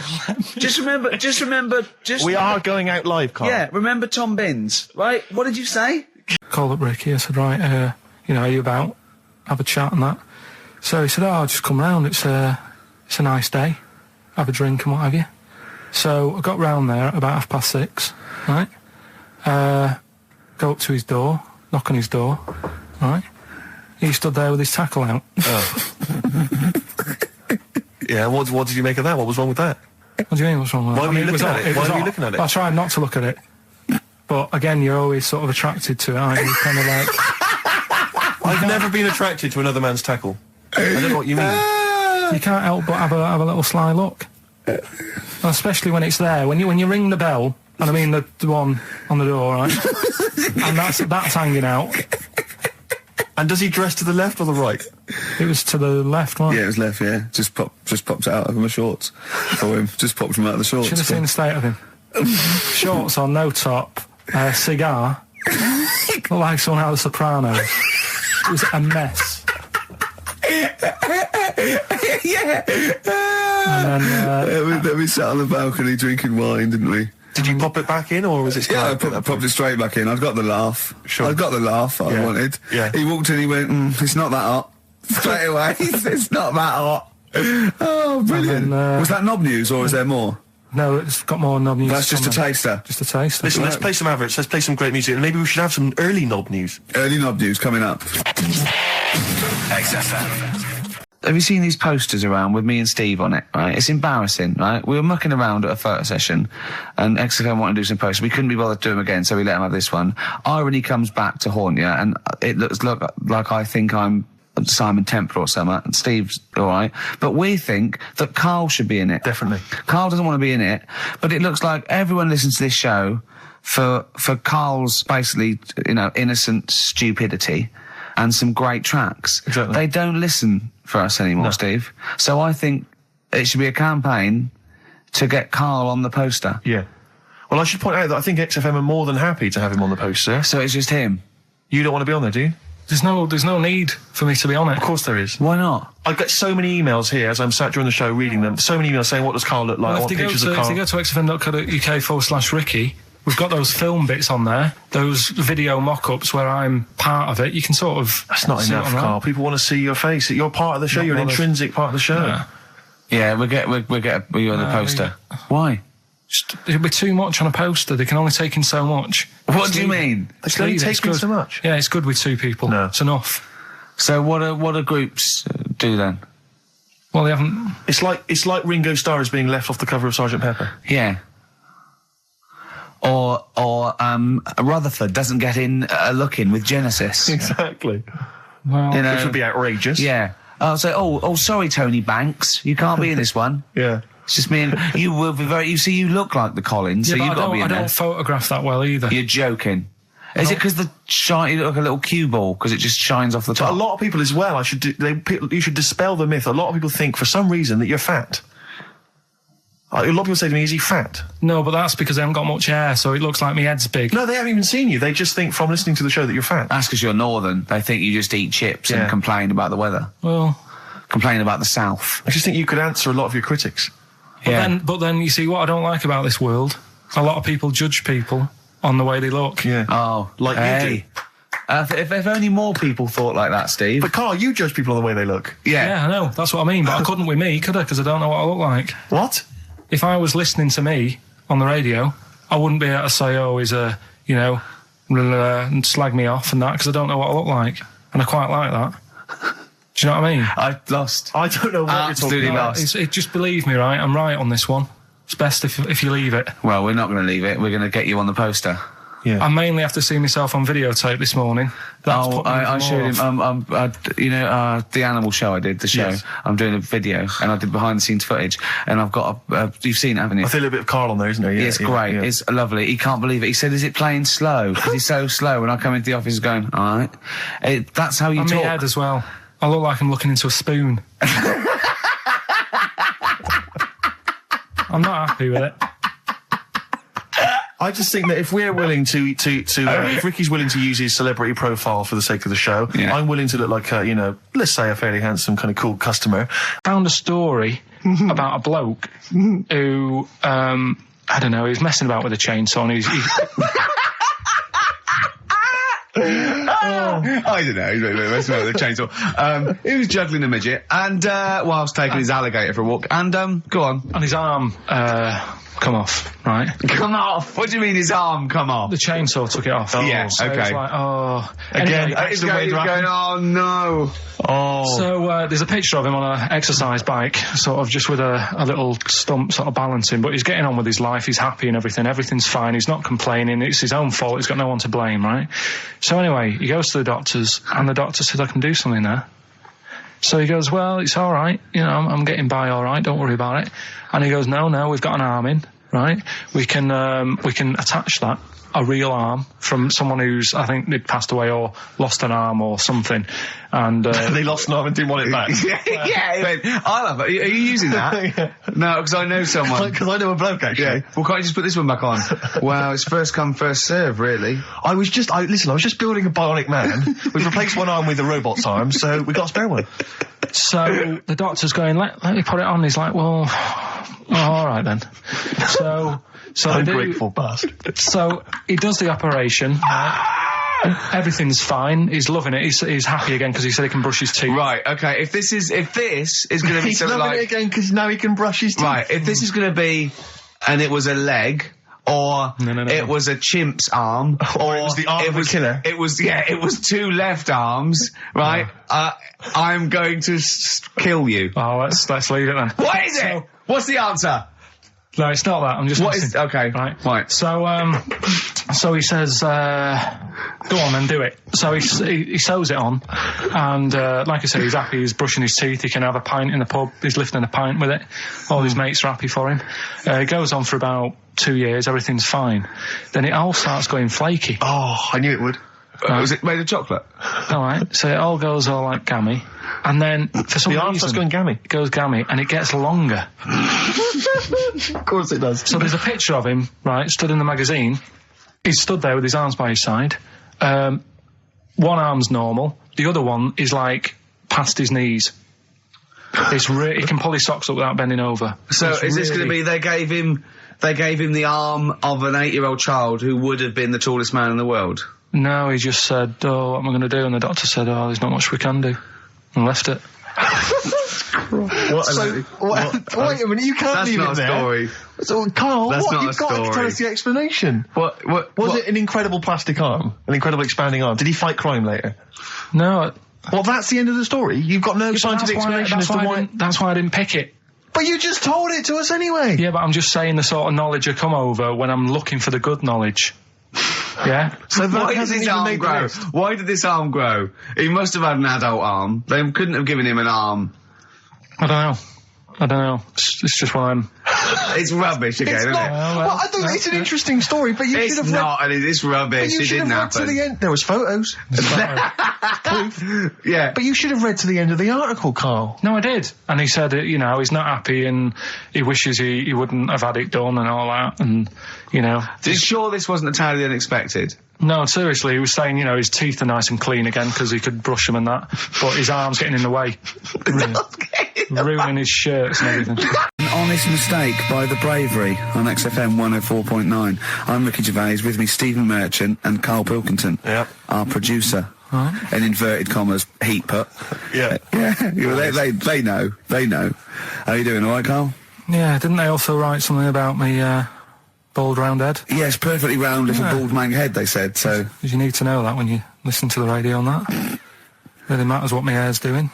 Your hair, have you given it a little polish? Because you look like a cue ball at the moment, and you've had a shave in it. I've never seen such a round head. It actually looks like a plate with ears. Yeah, well, for those that have never seen Carl, I actually, if you remember, I think he looks a little bit like Mr. Spoon from Button Moon. He does. If you've ever seen that show, that's and just- also he looks like, when they say they find one with a little 4-foot human and it's actually 500,000 years old and they give it a name and it's the first Australopithecus into. He looks like one of them as well. Perfectly round little. He is the missing link. He looks half human, half monkey. Because he's got a slight slouch as well. So Yeah, it's I know, like yeah. those pictures where you see it going from an ape to a man. I He's one know. of those in the middle. Yeah, and of course his monkey hands, his hairy little wrist to those skinny little things that he can get oranges out of holes with, and it's unbelievable. Why are you so all shaved and polished and everything? Got a wedding. What? Got to go to a wedding today, so thought I'd, clean myself up a bit. Yeah. Shouldn't you Shave be wearing my a head. suit or something? No, I'll go home and put something on. Oh, okay. But, Suzanne said, make an effort. I sort of had a shave and that, and then I came out of the bathroom, she said, "Oh, your head looks a bit sort of eggish." She's right. She always worries about when I have a shave, because I just, That's your girlfriend, Karl. I know. Saying that. Just think. So don't worry about Heat saying it. And funny thing is, it's Boyd Hilton, I think, of Heat that wrote it. And he's got a little bald head. Yeah, no, don't slag him off. Yeah, but on the end of his review, does it say, written by Baldy Boyd? No, because it doesn't matter, it's a magazine. Don't worry about it. Looking forward to the wedding? A bit boring, innit? But you've got to do it. They've probably listening. Should we do a shot? No, it'll be a great day for them, but I know what will happen. Suzanne will see, all the fuss and that, and then she'll get ideas, and I'll have to let her down and all that. Why is it you don't want to get married again? I always forget. It's just... Who's it for at the end of the day? I've been with Suzanne for 11 years, right? Sure. We're happy. Well, I am. Yeah, that's what counts. You're never happy. I am. I'm all right. Yeah, no, I know you're happy with Suzanne and everything, but apart from that, you're never happy. You are the most grumpy, moany thing in the world. I mean, I get annoyed, but I'm always happy. I was annoyed here. I was happy coming here, but there was a bloke behind me walking and scuffing his feet. He had a pair of those stupid skulls on, and he was clicking and scuffing. Wear some shoes. You don't have to click. Pick your feet up. Flip-flops annoy me. You know? But I'm happy. I'm just annoyed. You are just like, oh, the world's on me. It's rubbish, this. I know the world's great. It's just sometimes people annoy me by being there. You know? But, Steve said I should be locked in one of those towers that princesses used to be locked in fairy tales, so because everything annoys me. But you're grumpy. I'm not. I'm all right. Oh, right. Okay, listen, we better play a record, soon. But, coming up, Steve, I went away with Karl. Okay. It was a little present from Jane. It was a golfing day. I could take someone, took Karl. It was a brilliant day, absolutely brilliant. But it ended with us sort of drinking and chatting and me saying, right, I'm going to bed. Because Karl said the most ridiculous thing he has ever said. Think of that. That's something. Oh. Sometimes, Karl, I think you're on another planet. Here's the only ones. Foo Fighters, Best of You on XFM 104.9. I'm Ricky Gervais. With me, Steve Merchant. And Karl Pilkington. All right. Karl's had a bad week. I'm going to say it straight away. He tries to rule out stress in his life. Yeah. But he's had a bit too much stress this week, haven't you? One, a phone call from his mum, stressed him a little bit. Right. Something he said in a magazine about his auntie. Okay. Came back to haunt him with Auntie Nora. Auntie Nora. Yeah. Don't name her. No. Oh, She don't knows who name she her. is. No. Okay, we won't name her. Right, we just say it's the one who farted for 5 minutes, and as he saw a skirt when he was young, and I found it like a split tennis So ball. it could be any of me aunties. We're that coming up, and also a bloke in Times Online, Chris Campling, did a review of the show, right, and basically said that Karl Pilkington is a creation of Gervais and Merchant. Well, if only that were the case. He said. He started off saying he liked the show. Yeah. He was excited. Said it was a good show. A lot of the jokes. I'm already questioning his critical faculties. Yeah, exactly. And basically said that we didn't contribute much, or seemingly didn't seem to contribute much, and we couldn't sort of like ad lib or anything. We just laughed at, particularly me, laughed at Karl Pilkington, who was coming up with some, quite funny stuff. Yeah. Right? But then he does a twist on it. He goes, but the thing is, we're the puppet masters. He's a created person. We've created the persona Karl Pilkington for our own amusement. Right. He bases this on simply that we talked about... What was it we talked about? The Chinese not aging well, and Right. he heard him talk about that on my DVD. But clearly I say, Karl, remember when you were talking about that? It's a news, or remember in the week, and so he thinks it's all scripted now. Imagine if this show was scripted. I'd be ashamed. Yeah. If this show was scripted, I would send back the BAFTAs for the actual shows we've written, and I would say... I'm not having a go at Chris Campling. He's nice about our other work. He likes The Office, and he likes my stand-up and everything, and he likes the show, but he's saying... Because we're not spontaneous, we scripted this and invented Karl. So he's like, we've invented another Gareth. If we had created Karl, I would not have squandered a character that good on this poxy radio station. Absolutely. Also, does he know that we spend about 3 months on half an hour script? So how long does 2 hours of drivel? But the main thing is, as if this could be scripted, it's dreadful. It's shocking. Or maybe this is scripted. Hang on, you've lost me there. Let me just check the script. Maybe Chris Campling does not exist. Maybe I've made him up. I don't know what to believe. See, the name doesn't wash with me. What was his name? Chris Campling. Sounds odd. That's something that I made up, isn't it? Campling's almost like a joke. It's almost like a gay name, isn't it? Oh, he's a Campling. See, I think this is scripted. Yeah. I think I've probably made this whole link up, and Karl is a creation. Campling, that's not a real name. I made it up. I should have come up with something better. Yeah. Sorry. Forever Lost, the magic numbers, and the magic number is 104.9. Oh. XFM. I'm Ricky Gervais, with me, Steve Merchant and Karl Pilkington. Right, 2 more shows. 2 are off air for don't know how long. Is that 2 more including this one? Yeah, no. 2 more after yeah, this one. yeah, no. No, it's this is one, and then there's another one. Right, 2 more and that's shows. the last one. There's Okay, 2 right. more shows, yeah. Including this one. We're starting now. Starting now, it's 2 If more I'd have said this at the end, it might have been ambiguous, That was but I've why said I it at the was beginning, there's 2 hours, that's a whole show, Right. so there's 2 more shows. 2 more shows including this one? Yes, well, Okay. obviously. So 1 more show after It's this only one. 1:05. After this show, 1 more. Yeah, one more, yeah. Next week there's 1 more show, that makes 2 altogether. Oh, no, it's only 1 more show. Good night. Okay. Now, it better be a good one, Carl. Have we got Rockbusters? Yeah. To win those prizes? Check. Have we got Monkey News? Check. Is it a real Monkey News, or is it something that's is. slightly made Always up that is. you... What? Always is. Check. Okay. Knob News? Yeah, we've got a bit of knob news, yeah. I'm worried that knob news, because it's only about penises, is a little bit sexist. Have we got any fanny facts? Can we sort that out for next week? I don't want to alienate our female audience. Welcome to Minge London. Good, I'm glad that's that. Well, brilliant. We've got a song with a story. Yeah, doing that. What is it? I don't want to sort of tell you what it is yet, because the song isn't that great. Do you know what I mean? It's not a song that's like an XFM song, but every time I hear it on, say, like Magic or whatever, Yeah. I have an argument. 105.4. Yeah, I have an argument with Suzanne that, you know, what I think it's about, and she says, don't be stupid, it's not about that, and I'll say, no, it is. And so we're going to decide who's right. Yeah, Well, I don't know what song you're talking about, and I don't know what the argument is, but Suzanne's right. Definitely. No doubt about it. We'll have a listen, but I'm hoping that once people sort of listen to it again with my thoughts every time. Well, this song sums up what people should think of you. It's don't believe a word. All right? That's the sort of links I'm capable of. If that doesn't bag us as Sony, then nothing will. Landed, Mr. Ben Folds. We've landed on XFM 104.9. Ricky Gervais, Steve Merchant, and little Karl Pilkington, and his magical little manky, round, baldy head. He was described as a wacky mank in one of the papers this week. Really? Brilliant. Well, remember we were talking about it last week about he came round to my house and I popped out my Mr. Johnson to take a little look at. And his two that made daughters. the papers. That made the papers. Wow. What paper? It wasn't front page of the Times. It must have been like the Daily Star or something. Just squeeze Live 8 in the second, on the second page.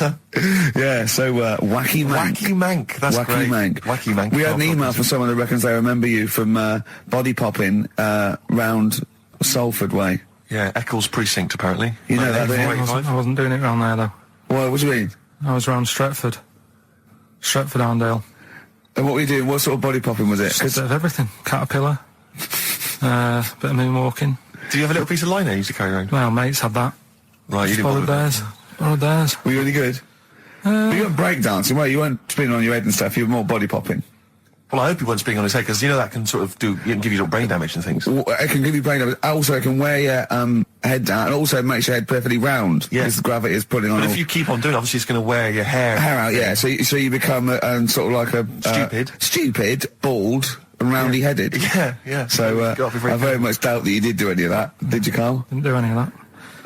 Well... So you're shooting off in a minute, aren't you? Well, yes, because we were trying to make poverty history, Karl. Yeah. People are making poverty history all over the place. They're putting on a wristband, and it seems to be working, because I haven't been poor for ages. I haven't been poor. And Alex had a stop bullying. Alex was wearing a stop bullying wristband, and as he himself said, he seems to have sorted that out. You haven't been bullied I for haven't been ages. bullied for years. So wristbands work. I saw one in a shop window the other day which said stop child abuse, and I bought one obviously because a lot of people say, you know, does it make a difference? But it was only £1, and I'd only spent it on kiddie porn. So, you know, I think I've made a little difference there in a small way. On a serious note, though, I like the idea that stop child abuse. If you're a paedophile and you're walking along the street in your Mac, right? You got a puppy in one hand, a bag of sweets in the other, and you see this wristband, and you go, "Oh, stop it." Oh, okay then. Yeah, I hadn't thought before. That's what I think. Okay, fair enough. Yeah. Well, I won't be doing that again. Yeah, he was hanging around in Topshop for unsavoury reasons. You saw them in there for only £1. Carl, we haven't got long, have we? We've got an hour and a half because we've got to shoot off. I've got to shoot off down to Live 8 and introduce Rem. So we got a lot to pack in. We got the Rockbusters, and then we give away. I just saw those. I'll finish the sentence in a minute. I look forward to it. I'm getting excited. Yeah. I'm getting excited. So we got so much to pack in. Yeah. I haven't got time to finish all my. So listen, right? You know the things we're giving away. The signed little Homer. The Nigel Tufnell thing and the Flanimals, right? Looks brilliant. They've done a brilliant job, the people here at XFM. So take back all you were saying about them, Karl. And also we should say as well, you've still got a chance to win that, because if you get today's Rockbusters, you go straight into the hat for the big draw, so you've still got a chance to win all those top prizes. Play a record. Bit of monkeys. Yeah. What I found is, I found out like a lot of monkeys' names. Like that's how I found out about Oliver. Yeah. What do you mean you found out a lot of monkeys' names? Well, there's a lot of monkeys out there, and you think they're just called monkey and what have you, but they're all given names, right? So this one that I found about, bit of a weird name anyway, it's actually called Crap, its name, right? And... So they're not born with those names. It's not like their parents give them those names, you know, they're just chimps. Yeah. Well, this one, right? And... it's called Crap? Yeah, I know. Right, but do you know what it's famous for? What, Crap? Yeah. No. Go on. Is it involved with this show? It's the first monkey to have its name tattooed on its head. Yeah, again, I will say not by choice. There is no way that a chimp would go down to Camden Lock and go, are you a registered tattooist? I am, yes. Yeah, it's the cleanest, yeah. Go, okay, Can I have a look through your book? Can I have a look through your book? I'm looking for something quite gothic, but, I'd like, you know, what's your name? Crap. Oh, I'm not sure I can do that because you're not drunk, are you? I haven't had a drink. I've had some Mbongo, and that's all. But no. What are you talking about? The first monkey to have its name tattooed on its head. What are you talking about, There's got to Karl? be more information. Don't tell me you're leaving it there. There's got to be more information.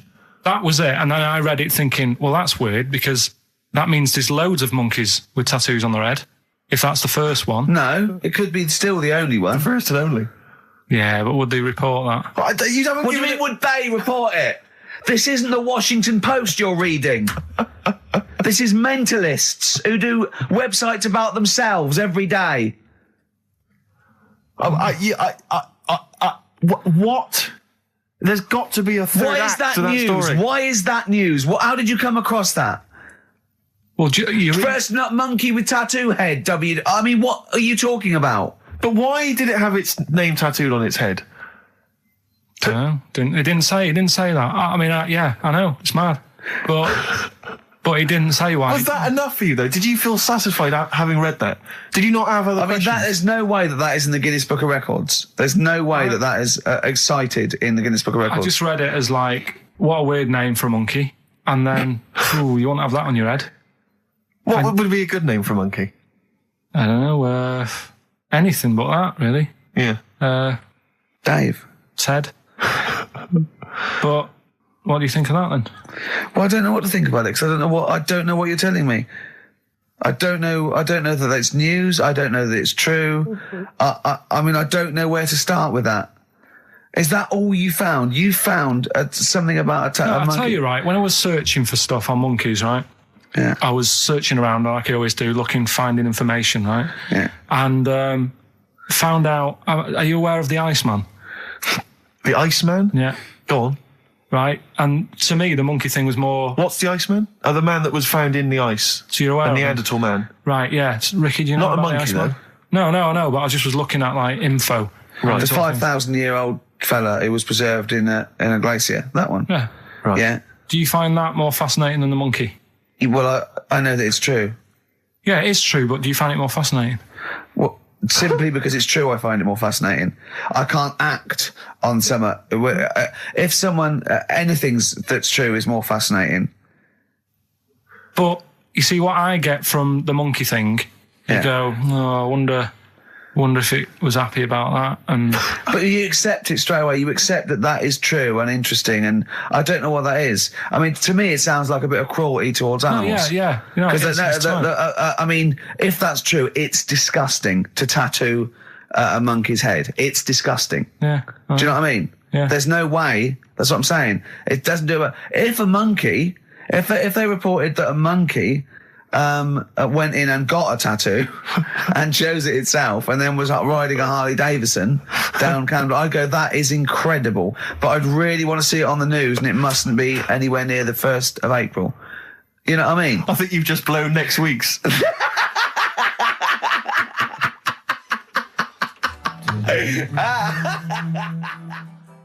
Right, so what did you say you're going for? You've got your 3 titles, your 3 teasers. Well, I think I'm going to go for Don't Do That to It. You know it can't live without an edge. I'm looking forward to this. Right. So this is Educating Ricky, for those who have just tuned in. Now, something that Ricky told me about when he was educating me was that a cockroach, if you cut its head off, it lives for a week. Yeah. Right? And the only reason it dies is because it can't take on water. Sure. It doesn't have a great time in that week, though, does it? No. I mean, it doesn't... get much done, I don't imagine. It just needs water, and because it can't find any, like its eyes, it eventually dies. Yeah. Right? No. So what? No, it's not. That's not. It's Anyway. you can't drink. Anyway. So have you heard that one about worms? Okay. I have. Go on. If you cut a worm in half, Yeah. a lot of people have said in the past that it'll turn into two worms. Right. But that isn't actually true. Okay. Who said that? No, it used to be like, Kids at school said it on, kids at school and stuff. Yeah. So that, a lot of people think that. Don't pick him up on stuff, Steve. It's bad enough. Sure. So, but what they can do, if you get a worm, right, and you find out which end its head's at. Right. If you you've got its head there at the left-hand side, right, and if you sort of cut it in half, Right. but not in half, so there's more of its neck than the tail, if you know what I mean. Yeah. The bit that you've cut off will sort of die, and the rest of the worm will get better. So in a way, you can cut it in half, and it'll survive, but only one half will survive. Okay. Yeah? What have you learned there? I wish you hadn't chosen that one. I know, because it's nothing, is it? Yeah, You know that joke, how do you tell a worm's head from its eye? You put it in a bowl of flour and wait till it farts. Yes. Right? I told my mate that, right? And he went, what if it coughs? Yeah? Yeah? Yeah. Yeah. So, there is a bit of truth in that myth of cutting one in half. Where did you get this information? I don't understand where you get this That information was from the Fortean Times. It was like the myth about worms. Yeah. That was the big article that week. Did it take you as long to read that article as it took you to tell us just then? I like the fact that it starts off debunking a myth that we hadn't heard of anyway. Exactly. You know the big thing about cutting a worm in half and making two worms? No. Yeah. What's the other one? What's the other It's not headbutt? the thing to do either, by the way. Don't go doing it. No. It's not very nice. It's cruel. But it can get by And if it's you pointless. do. Yeah. There's no scientific worth Yeah. in that. Well, there you go. Okay then.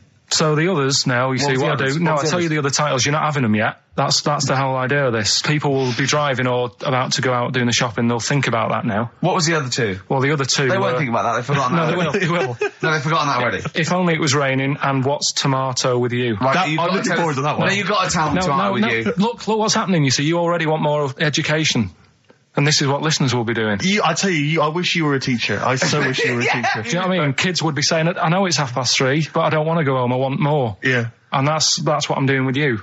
I'm teaching you. Why are taking you in teaching information. me things about not to cut worms in half and what's tomato with you? Please tell me what's tomato with you, Carl. In a bit. In a bit. Okay, Educating Ricky, we got two left, don't we? I'm looking We've forward still to got these. two more. We've still got If Only It Was Raining and What's Tomato With You.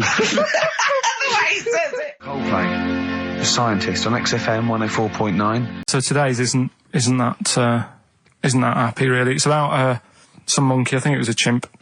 Who's an ape? Go on. He tried to. I mean, the story sets off at a sort of a weird thing. Yeah. It's something about he went to Russia to do some business. What are you talking about, Carl? It jumped past that bit though. It didn't start there. What are you... Do you know what I mean? It didn't tell you what he was doing. It just said, "There's this monkey went to Russia to do some business, I know. do some stuff, I don't know. bit of monkey business." And anyway, didn't work out. So, they were furious. We wanted a surgeon. You send us a monkey. Anyway, ended up being homeless. Oh, No, you're it's always joking. taking a turn for the worst. What, couldn't even get into like a tree hostel or anything like that? That's the problem.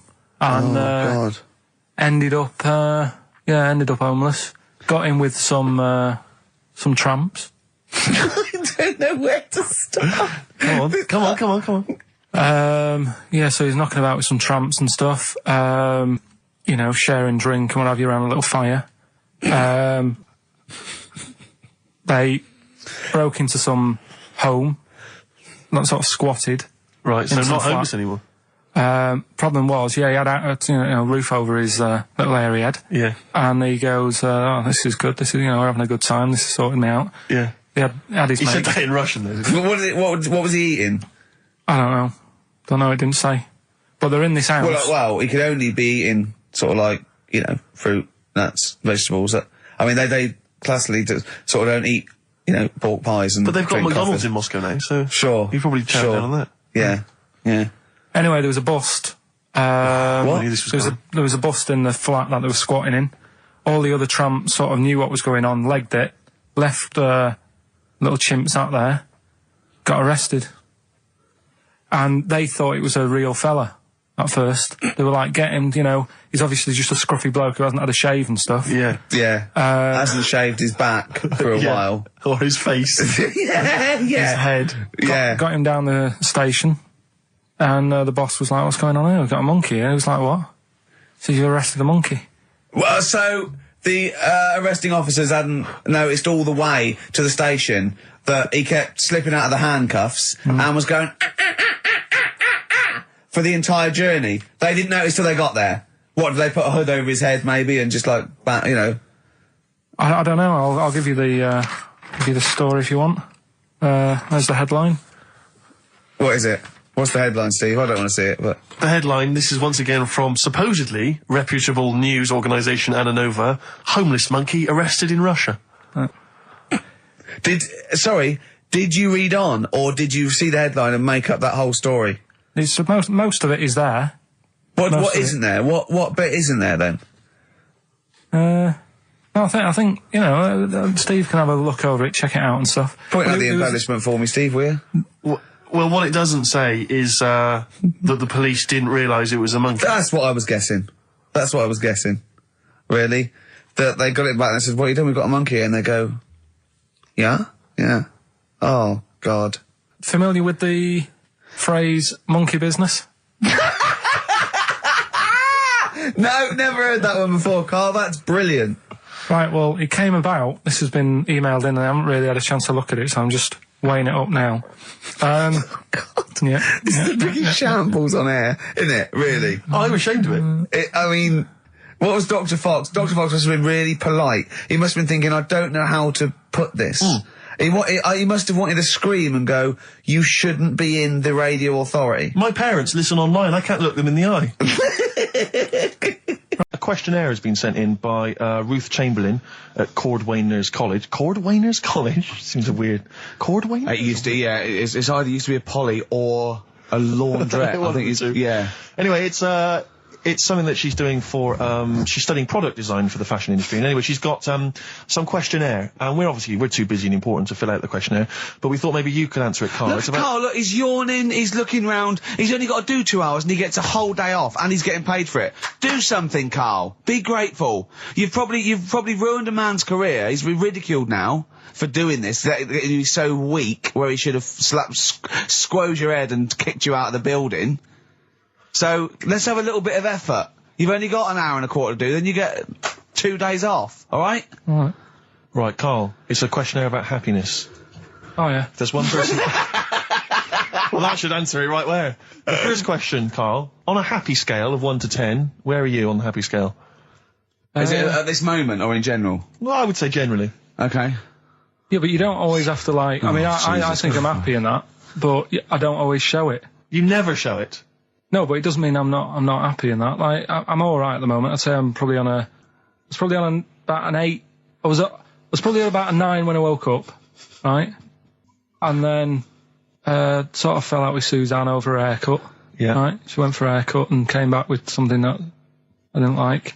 Sorry, what did you say? So when your girlfriend walked to the door, she had her hair done, you said, "I don't like it," alright?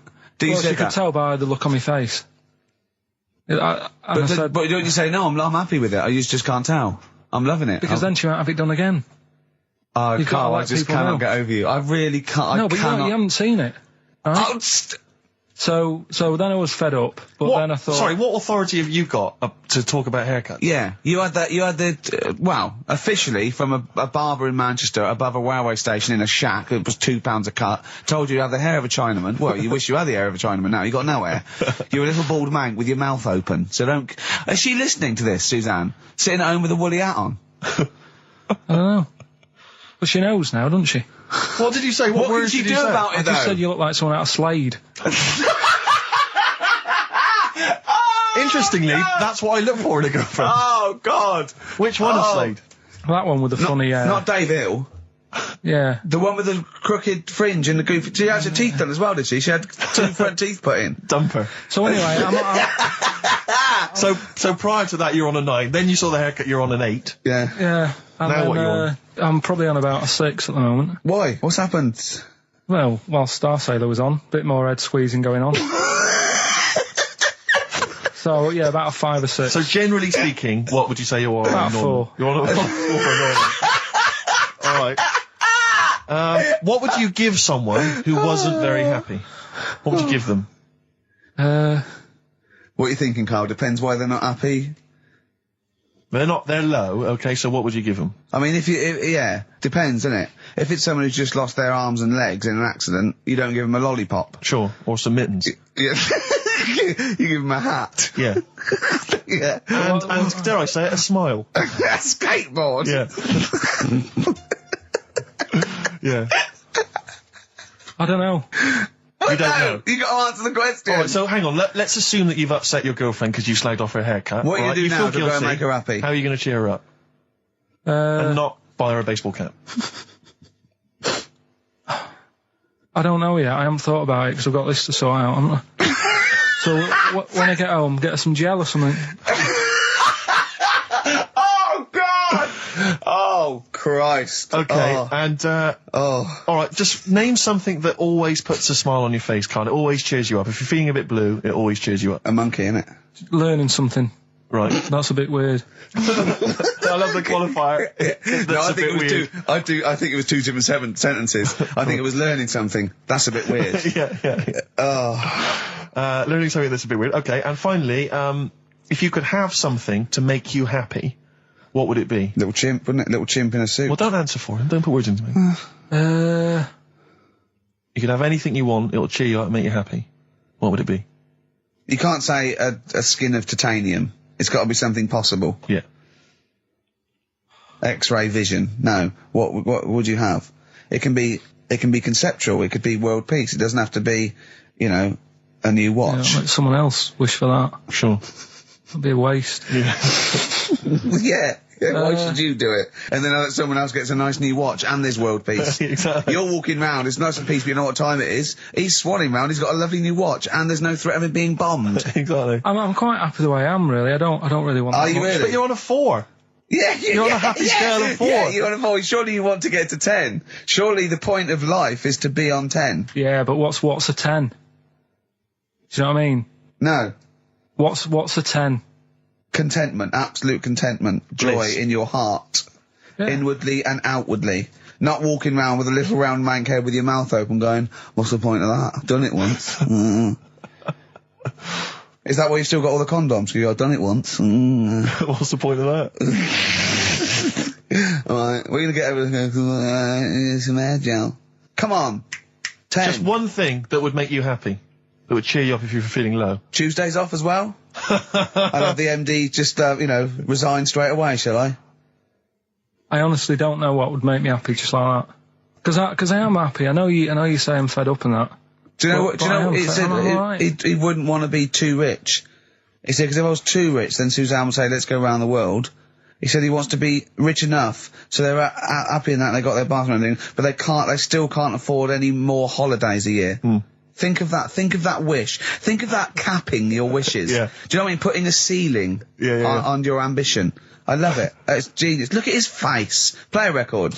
You're an It's idiot. like if you'd won that ticket round Charlie's Chocolate Factory and he'd said, actually, Karl, I want you to take over the factory. It was a test. You'd have said, I just wanted to look around the chocolate factory. Yeah. I'm happy to go back and live. No, he'd have said, poor. I'll work it, but I'm not working Mondays. Exactly. Play a record. Imagine giving a chocolate factory to a kid. I know. Idiot. Give it to the fat one at least. He enjoyed it more. Beautiful.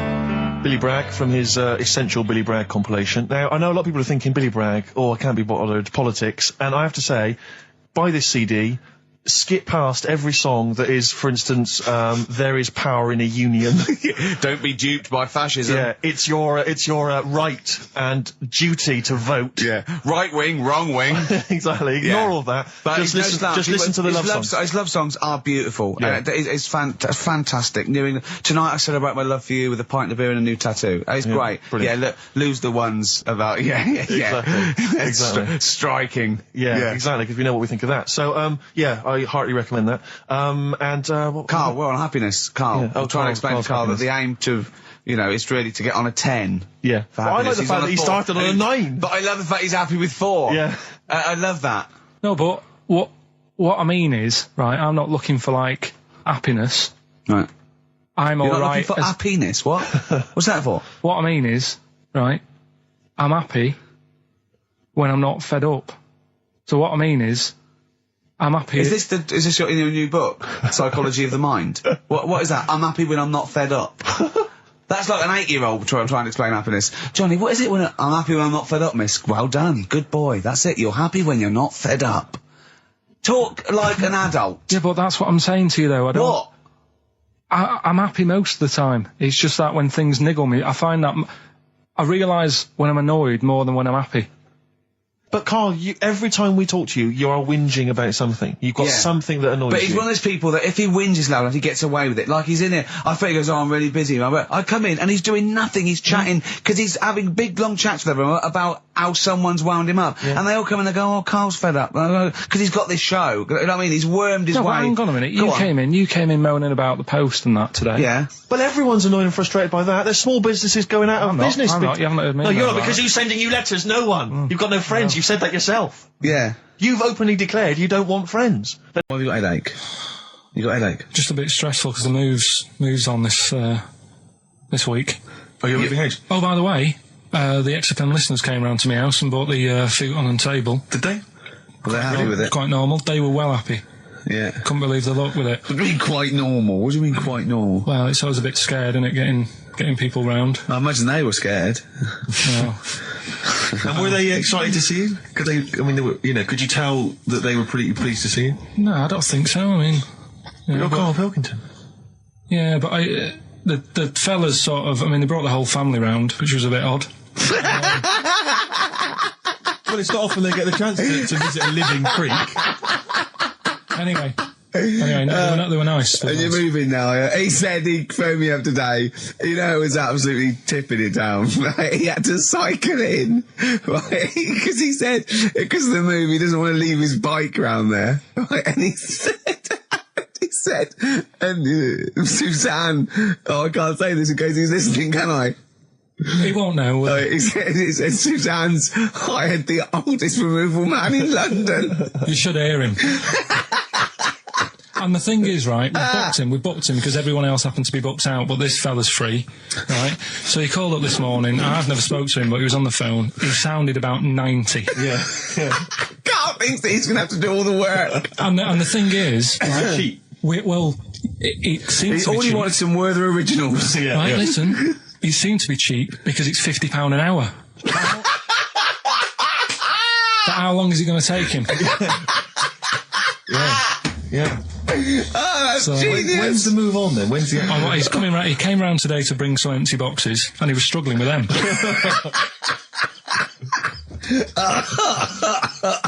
So it actually happens on Wednesday. Oh God. Anyway, so. Rick, I noticed that you were laughing and almost had a heart attack. Doesn't bode well for the boxing match, does it? Carl for the moment, aren't I? Oh, chimpanzee that! Monkey news, earlier than usual. I'll have to save this link now. Monkey news. We've done a lot of stuff, right, on monkeys. And most of it has been... Is bollocks. No, has been like happy stories. Oh, is this it's not... Is this going to be like our tune? Our monkey tune. Simon Bateson, welcome to our monkey tune. No, but do you know what I mean? We've done stuff about a monkey that robbed a bank. Yeah. Why is that happy? he had a great life after that. Right? What, in Marbella? Yeah. Right, we did, the one who saved someone's handbag in a railway station. We've had a lovely marriage, couple of marriages. Couple of marriages. Couple of monkey marriages. Yeah, There was the one who got a job in a railway station. yeah, the hairdresser. The one who set up a business in Spain. I don't even remember that one. that one either. But, I'm willing to believe that happened. Go on then, Carl. But anyway, yeah, so today's isn't that happy really. It's about, some monkey, I think it was a chimp. Who's an ape? Go on. He tried to, I mean, the story sets off at a sort of a weird thing. Yeah. It's something about he went to Russia to do some business. What are you talking about, Carl? I don't. It jumped past that bit though. It didn't start there. What are you? Do you know what I mean? It didn't tell you what he was doing. It just said, "There's this monkey went to Russia To do some business. I know. do some stuff, I don't know. bit of monkey business." And anyway, didn't work out. So, they were furious. We wanted a surgeon. You send us a monkey. Anyway, ended up being homeless. Oh. No, you're So it joking. was taking a turn for the worst. What, couldn't even get into like a tree hostel or anything like that. That's the problem. And God. ended up homeless. Got in with some tramps. I don't know where to start. Come on. Yeah, so he's knocking about with some tramps and stuff. Sharing drink and what have you around a little fire. They broke into some home, not sort of squatted. Right, so Into not the homeless flat. anymore. Problem was, yeah, he had a roof over his little area he had. Yeah. And he goes, "Oh, this is good. This is, we're having a good time. This is sorting me out." Yeah. He had his He mate. said that in Russian though. What was he eating? I don't know. It didn't say. But they're in this house. Well, he could only be eating sort of like fruit, nuts, vegetables. I mean, they classically sort of don't eat pork pies and. But they've got drink McDonald's coffee. in Moscow now, so Sure. you probably chow down on that. Yeah. Anyway, there was a bust. What? I knew this was There was a bust in the flat that they were squatting in. All the other tramps sort of knew what was going on, legged it, left little chimps out there, got arrested. And they thought it was a real fella at first. They were like, get him, he's obviously just a scruffy bloke who hasn't had a shave and stuff. Yeah. Hasn't shaved his back for a while. Or his face. Yeah. His head. Got him down the station. And the boss was like, "What's going on here? We've got a monkey here." He was like, "What?" So you arrested a monkey. Well, so the arresting officers hadn't noticed all the way to the station that he kept slipping out of the handcuffs and was going for the entire journey. They didn't notice till they got there. What, did they put a hood over his head maybe and just like, I don't know. I'll give you the story if you want. There's the headline. What is it? What's the headline, Steve? I don't want to see it, but... The headline, this is once again from supposedly reputable news organisation Ananova, homeless monkey arrested in Russia. Did you read on, or did you see the headline and make up that whole story? It's most of it is there. What isn't there? What bit isn't there then? No, I think Steve can have a look over it, check it out and stuff. Point out the embellishment for me, Steve, will you? Well, what it doesn't say is that the police didn't realise it was a monkey. That's what I was guessing. Really? That they got it back and they said, "What are you doing? We've got a monkey here." And they go, "Yeah? Yeah. Oh, God." There's some more monkey problems in the week. Have you seen the Alfords advert with monkeys in? No. There's a new advert out for Alfords selling bikes and stuff. Yeah. It's got some monkeys in it. It's caused an uproar. Why? People are saying it's, dressing them up in tracksuits and that is, Taking the mickey out of Manchester. it's not nice for the animals and that. So there's been loads of But complaints they get a about free it. bike or something, do they, I imagine? I think they kept the tracksuits. Yeah. But, Shall I record that's the after thing, this though. cheeky freak of the week? No, I'm just saying we're not doing this to sort of, again, take the mickey out of the animals and stuff. These are true stories and that. But yeah, coming next, Freak of the Week. He said oh God, it's like a child or a cat when it's confused. He went, Steve reckons in ancient Greece, right, it was better to shag a bloke than a woman. And I went, well, yeah. I mean, that's about the male being sort of a first-class citizen. Much better, wasn't it? An aspiration the to point sleep with a was, Karl, beautiful man than a beautiful woman. Women were lower-class citizens, Yeah. so therefore men were seen as higher class. So to have sexual relations with a man there was no shame in that. No. In fact, it was looked upon. And I as a said, good well, so, ancient Rome. I said, Nero, he sit in his big jacuzzi and he used to get, pretty boy men to just go into the water and just nibble at his testicles while he was having a watch. Do that. He did. Yeah. Yeah. And he's not a gay fella. No, well, no. I mean, I don't know about Nero, but I mean, it wasn't a case of a big delineation between what was heterosexual and what was gay. It was just, whatever you. So what did this fella do then? This one who's having his. Well, having he his was little pretty testicles? much top boy, Nero, for a while, He was in charge. and and you did what you're told. If Caesar or. But why were people going round there? Why didn't they go? Oh. No, they weren't dropping in. It wasn't like the door was opening. I was going to see what Nero's doing. You'd have probably been like a delivery boy or a stable boy or something, and you'd have popped round there and you'd have gone, there, right, Nero, as the tablets of stone you wanted. And you go, Pilkington, why you are here? Pop under, I don't know why he's French. What is that? I don't know why he's French. Just pop under the water and nibble at my testicles and you'd have done it. Because he was Nero. I wouldn't. You would have. Well, there's no way I would have done. Yeah, well, you would What have. have I done? I've dropped a pizza off. Yeah, you why put am I him to there? Nero's place with the pizza. Right. Right, I'd say I've done my job. Right? Yeah. That's not the sort of tip I wanted.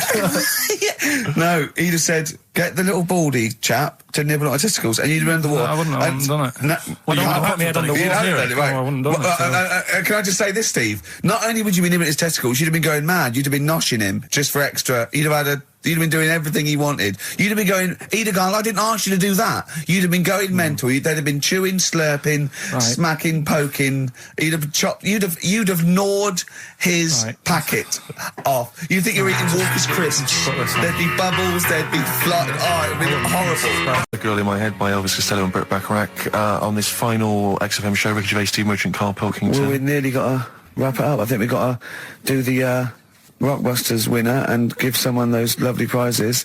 Monkey News, then we're out of here. We'll maybe come back, maybe do some Christmas specials. I don't want to make any promises. Right then, first one. First one was Richard's kids. He cuts hair for a living. Yeah, what's that? That was, try and work it out. No, there's no point. Dick's son, he was a barber. Barbara Dixon, right? Dixon, well, again, Barbara Dixon. Right, Her name wasn't Barbara Dixon, was it? So that's that one. Did Ronnie Corbett ever say, ladies and gentlemen, Miss Barbara Dixon? Second No, one. he never did, did he? He never did. I have a problem saying the French word for well. What's the French word for well? Bon, isn't it? That's good. What? No, that's good though. Bell? Well, no, what? Isn't it bien? Yeah. Yeah, all right. I have a problem saying it, so I can't say it. I can't say bien. I can't say bien. Can't say Kasabian, right? So they managed to work that one out. That's one of your worst, that. Can't say bien. Can't say bien. Can't say bien, it's not. Yeah. And the last one. Work. That's terrible. 8 kebabs, 2 kebabs, plus 57 kebabs, times 27 kebabs. This fella is struggling working it out. What's the answer there? DS, right? A Donna sum, right? So he's struggling working it out. It's a Donna sum, right? So they got that right as well. So What was the answer? Donna Summer. Donna Summer. Yeah, Donna Summer. So just pick We one, went out on a Steve. high then. Steve, just pick one. We went out on a high. That was shocking. What about let's have a look. There's Well, it's the first one to get all three. Steve, what's the first one with all three? Well, there's so many here. Yeah, but this is the first one that came through in time-wise. probably that one. No, I don't like Rob because he's been slagging us off. In fact, no, let's give it to Rob. He hates If he's the show. first, if he's the first... No, to be honest with you, Rob's been slagging us off, but at least he knows. I mean, at least he's got some taste. Yeah. You know? Yeah, well, what if he was the So- first, then Rob's the winner? Well, yeah, well, give Rob, he gets a Ladder 49 and a bunch of other DVDs. But that means he goes straight into the you're hat putting him for in the big there now. draw. I'm just going to write his name now. I'm going to throw that straight in the hat. I can imagine that no one, even the people who've entered, are that excited. Not because the prizes aren't great, but I'm worried that they don't appreciate it, Rick. Do you know, I get the feeling that our listeners, they just don't appreciate the fact that we've gone to all this trouble. We've got the Homer Simpson drawing and things like that. I just feel like these people don't deserve it. Do you know what? It's weird. I just wish we had a better quality of listener. Like, people who listen to Radio 2, they deserve it. You know, they're elderly and infirm, some of them. It would really cheer them up. But our lot, you know, drug addicts. Yeah, let me pick you that know, out. truck drivers. So I've just put all the names in the hat, all the previous winners from the previous weeks, and Rob as well. Is this Pilky gonna put it out? Do you want Pilky or do you want Ricky? Oh well, let's have the shaved monkey do it. All right. Plunge your hand in there. It's just, that's one, isn't it? That's it, just pull that one out, check who it is. Right, it's Gavin Thompson in Edinburgh. Well done, Gav. Are we going to get them up there? That's not his problem. You got to post them. You got to pay. They're amazing prizes. Yeah, but the Spinal Tap one, it's about 5 foot, isn't it? Well, they can post it. It'll cost them a few quid. It's a radio station. I think he should have to come and collect it. No, just because then it'll at least it'll prove that Where's he's he interested. from? Edinburgh. Give it to Bob Geldof. I'll give it to Bob Geldof. He's walking up there, so He can look it. XFM. Chewing breaks. Fishing for a dream. That's what we're fishing for, isn't it? We're fishing for a dream today. What's that, that mate? mean? Poverty. I don't know. I don't know what I was talking about.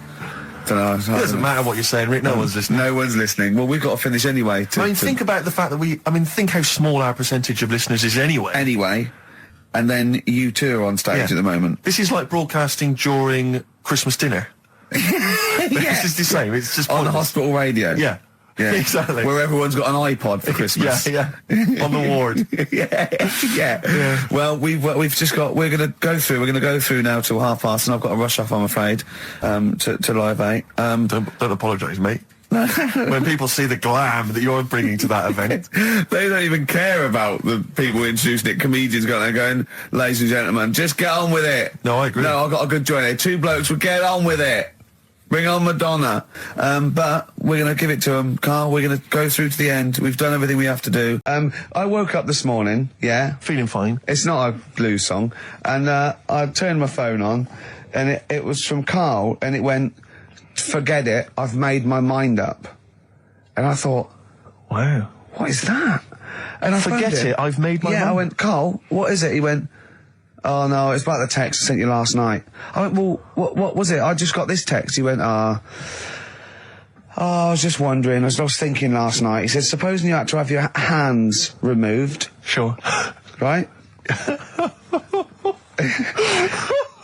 And the doctor said, well, you can either have them stay like that with stumps, or I can sew feet there. What would you have? And I was bleary-eyed, and I went, the stumps? He went, yeah. I went, all right? He went, yeah.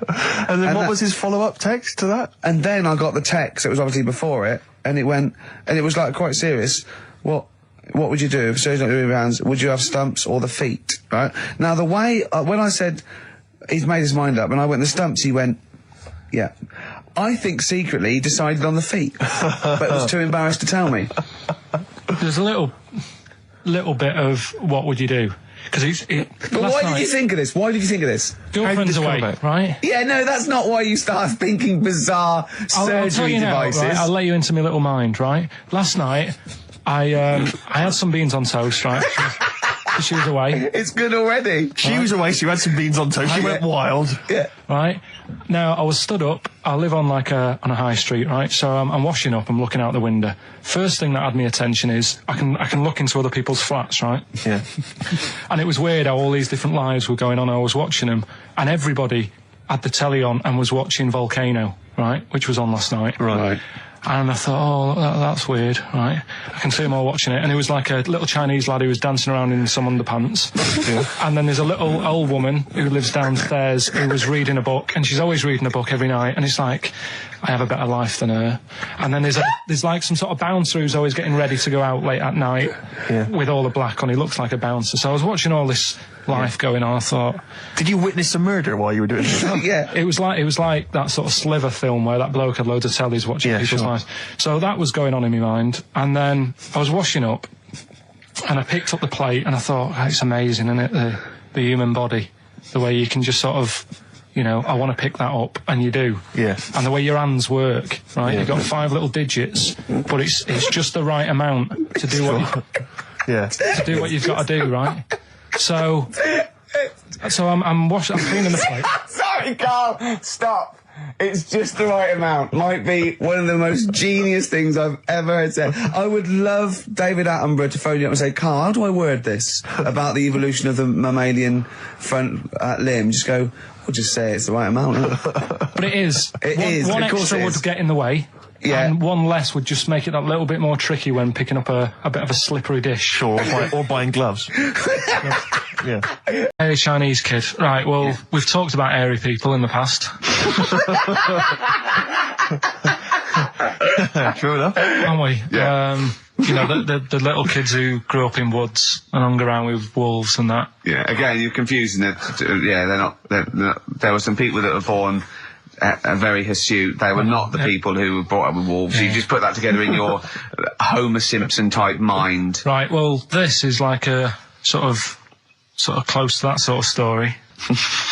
But the weird thing is, right, Chinese people aren't that hairy as a nation. No, seriously, that's a well-known fact. They don't have that much body hair and stuff. Okay. So this little kid who was born over there, he was like covered in stuff. Was he? And it was only his nose that wasn't hairy. The rest of his body was caked in hair, right? And his hair sort of What grew. sort of hair was it? Was Thick hair. No, what I mean is, was it sort of like a pony's mane? So he just looked like an Ewok. You know what I mean? Just like hanging down, sort of straight, dark hair. In the picture, it looked like it grows from his eyebrow. It grows from his eyebrows quite thick, and then it just goes all the way over. You his don't head. think it was just really long eyebrows that he'd done a comb over? No, it was all over his body. It had a picture of like his back and that. Yeah. And Had he styled it? Had he styled it at all? Did he have it in a quiff or? no, it was just hanging everywhere. all over him. Yeah. And they were like, you know, this is a bit weird happening in China, where we're not normally that hairy. That was the scientist speaking there. Yeah. And the local press and that were getting him down, calling him monkey boy and all this. Oh. And Thinking Chinese press. but the doctor, Yeah. Oh. They're cruel, aren't they? It's like those game shows. That's Japanese, isn't it? Yeah. That's what. Yeah. and the doctor said, Was Carl talking through all that time while we were just like talking to each other then? Because I turned round and I still saw he was talking. Go So on. anyway, the local press came in to see the hairy boy, the monkey yeah, boy. and they were like being tight, taking the mickey out of him. And the doctor said, Showing him nuts. he's only hairy. Said he's a healthy young kid. The only faults he's got is he's got a little bit of eczema and a boil. And he said everybody should just treat him the same. And I think he grew up a healthy kid. Yeah, so that's the. That's the end of the story. That's not a story. Why? But I've got nothing. I don't know what to say to that. So someone in China was born slightly hairier than the rest, and he was normal apart from eczema and a boil. That to me isn't a story. But if it is, I've got a million. I mean, it's sort of like bloke from Manchester went a bit bolder than the rest, got a job on radio. He was normal. I mean, that's not a story, is it? So that's educating Ricky. Will we Brilliant. do that next week? That is brilliant. No, I think Carl. that was good. I did. I mean, I enjoyed that. I learned something from that. I mean, I want to get. I mean, this is all from one book, is it? Yeah. That's an interesting book. With the, I don't want to dwell on it, but with the hairy Chinese kid, what did they say about that? What was the, I mean, was it once there was born a kid who was slightly more hairy than everyone else, but yeah, it's all right. He only had a boil. Oh, how did they word it? How did this capture your imagination? There was a picture. It was a picture that grabbed me first of all. Sure. And it was like, God, what's up with him? And that's when I read it. Did you see the boil and the eczema or just the hair?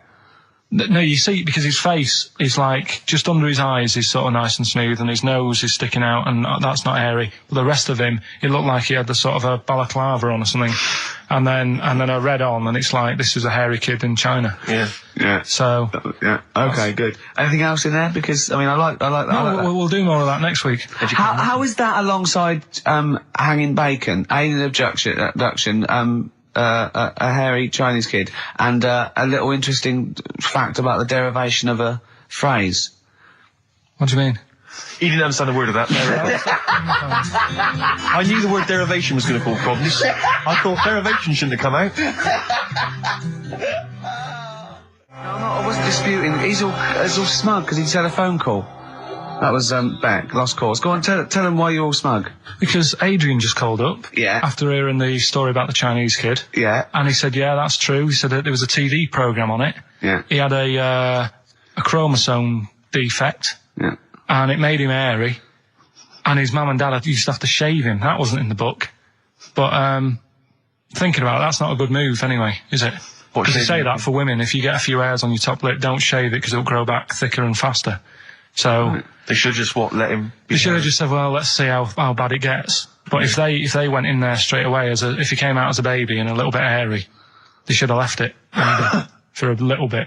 But Adrian called up and said, yeah, he was hairy, he was all but right. we weren't disputing there was a Chinese kid born slightly hairier than the rest. We were disputing the fact that you didn't actually tell us a story. You just told us a And sort what of we are selection of disputing facts. is that man was abducted by aliens for 3 days and grew a beard. Yeah. That's definitely not true. No. We don't know about chewing the fat, but it sounds quite viable. Yeah. You see, the difference is between me and Steve and you is that what we believe isn't random. Well, anyway, listen, a good friend of ours, Ross Noble, he's given me this picture, Karl, which he's got from a magazine. He loves you. He And I have to say, I think this... I just looked at it then.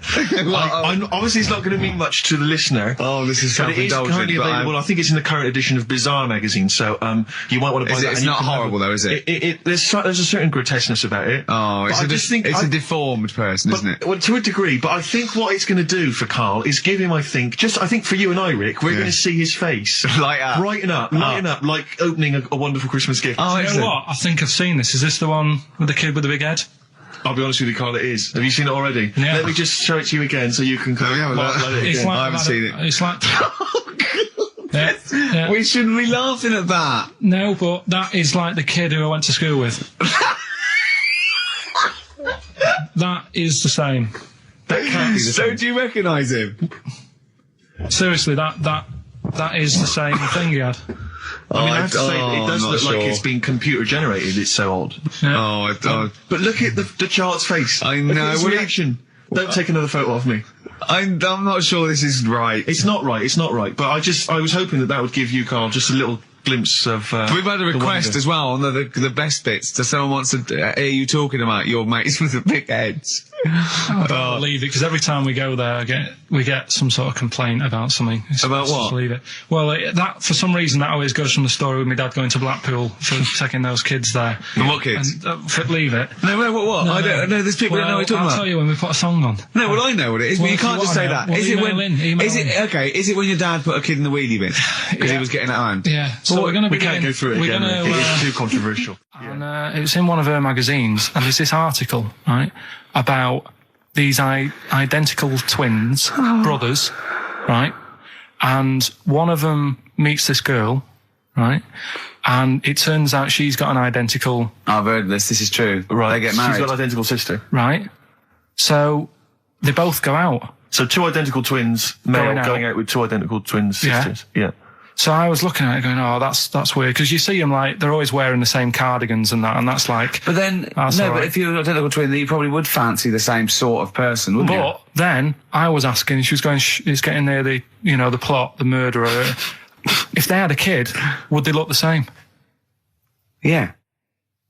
Would Not necessarily, because it depends on what genes are passed over. Even though they've got the same exact sets of genes, that you don't pass on all the genes, do you? It's 50-50, but you don't pass on exactly the same genes in each sperm, let alone with an identical twin.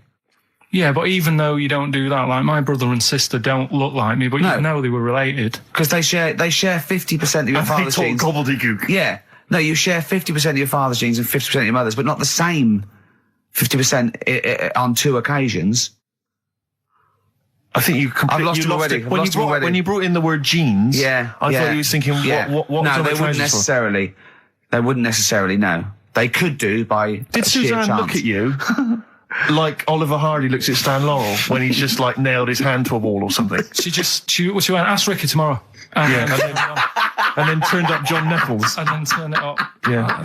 Oh, that is... Right, if this is in any way apocryphal, stupid, illogical, impossible, right, you are never, ever speaking again on radio. So make sure this is at least possible. I'll tell you what, I'll even give you improbable, but possible. So if anything that breaks the laws of the universe or logic, okay, that's all you have to avoid. On you go. Right, so this fella, right, he goes to the doctor's because he's got earache. Right. Okay, if a chimp's living in his brain, that he go on. So he's got earache, he's sat in the waiting room and his ear's all bunged up and it's hurting a lot and what have you. So the doctor comes out and he goes, right? And because his ear's all bunged up, he doesn't hear it that well, right? So he thinks it must have been me, right? So he wanders in. Keep going. Anyway, I'm going to hate this. I can just feel it in my bones. Steve, I'm going to let you take over. Okay, let's hear it. So the doctor says, sit yourself down there, right? So he sits himself down and goes, right, take your pants off, right? So he's thinking, that's a bit odd. Anyway, he heard that, though. He apparently he took his tackle off. The doctor, did some operation. What, there in the waiting room? No, in his office. In his office, yeah. What? Wait. So he removed what? His genitals? Yeah. In his office. Why, Karl? Why, Karl? Because he hadn't called him in. Oh, he'd called in the bloke who wanted his testicles taken off, and he didn't hear it. What? So the doctor went out and said, Mr. Jones, who's here to whip off your cock and balls just here and now, right?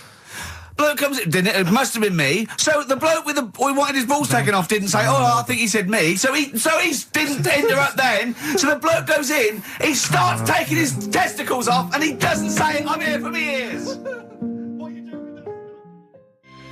It's a new single from Snow Patrol and Run. That's brilliant, isn't it? It's good stuff. On XFM 104.9. Rick. Go on. I'm about to say 3 little words to you that I've never said to anyone before. Go on.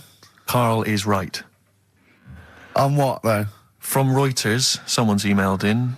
A Brazilian man who went to a clinic to have an aching ear checked ended up having a vasectomy after mistakenly believing that the doctor had called his name.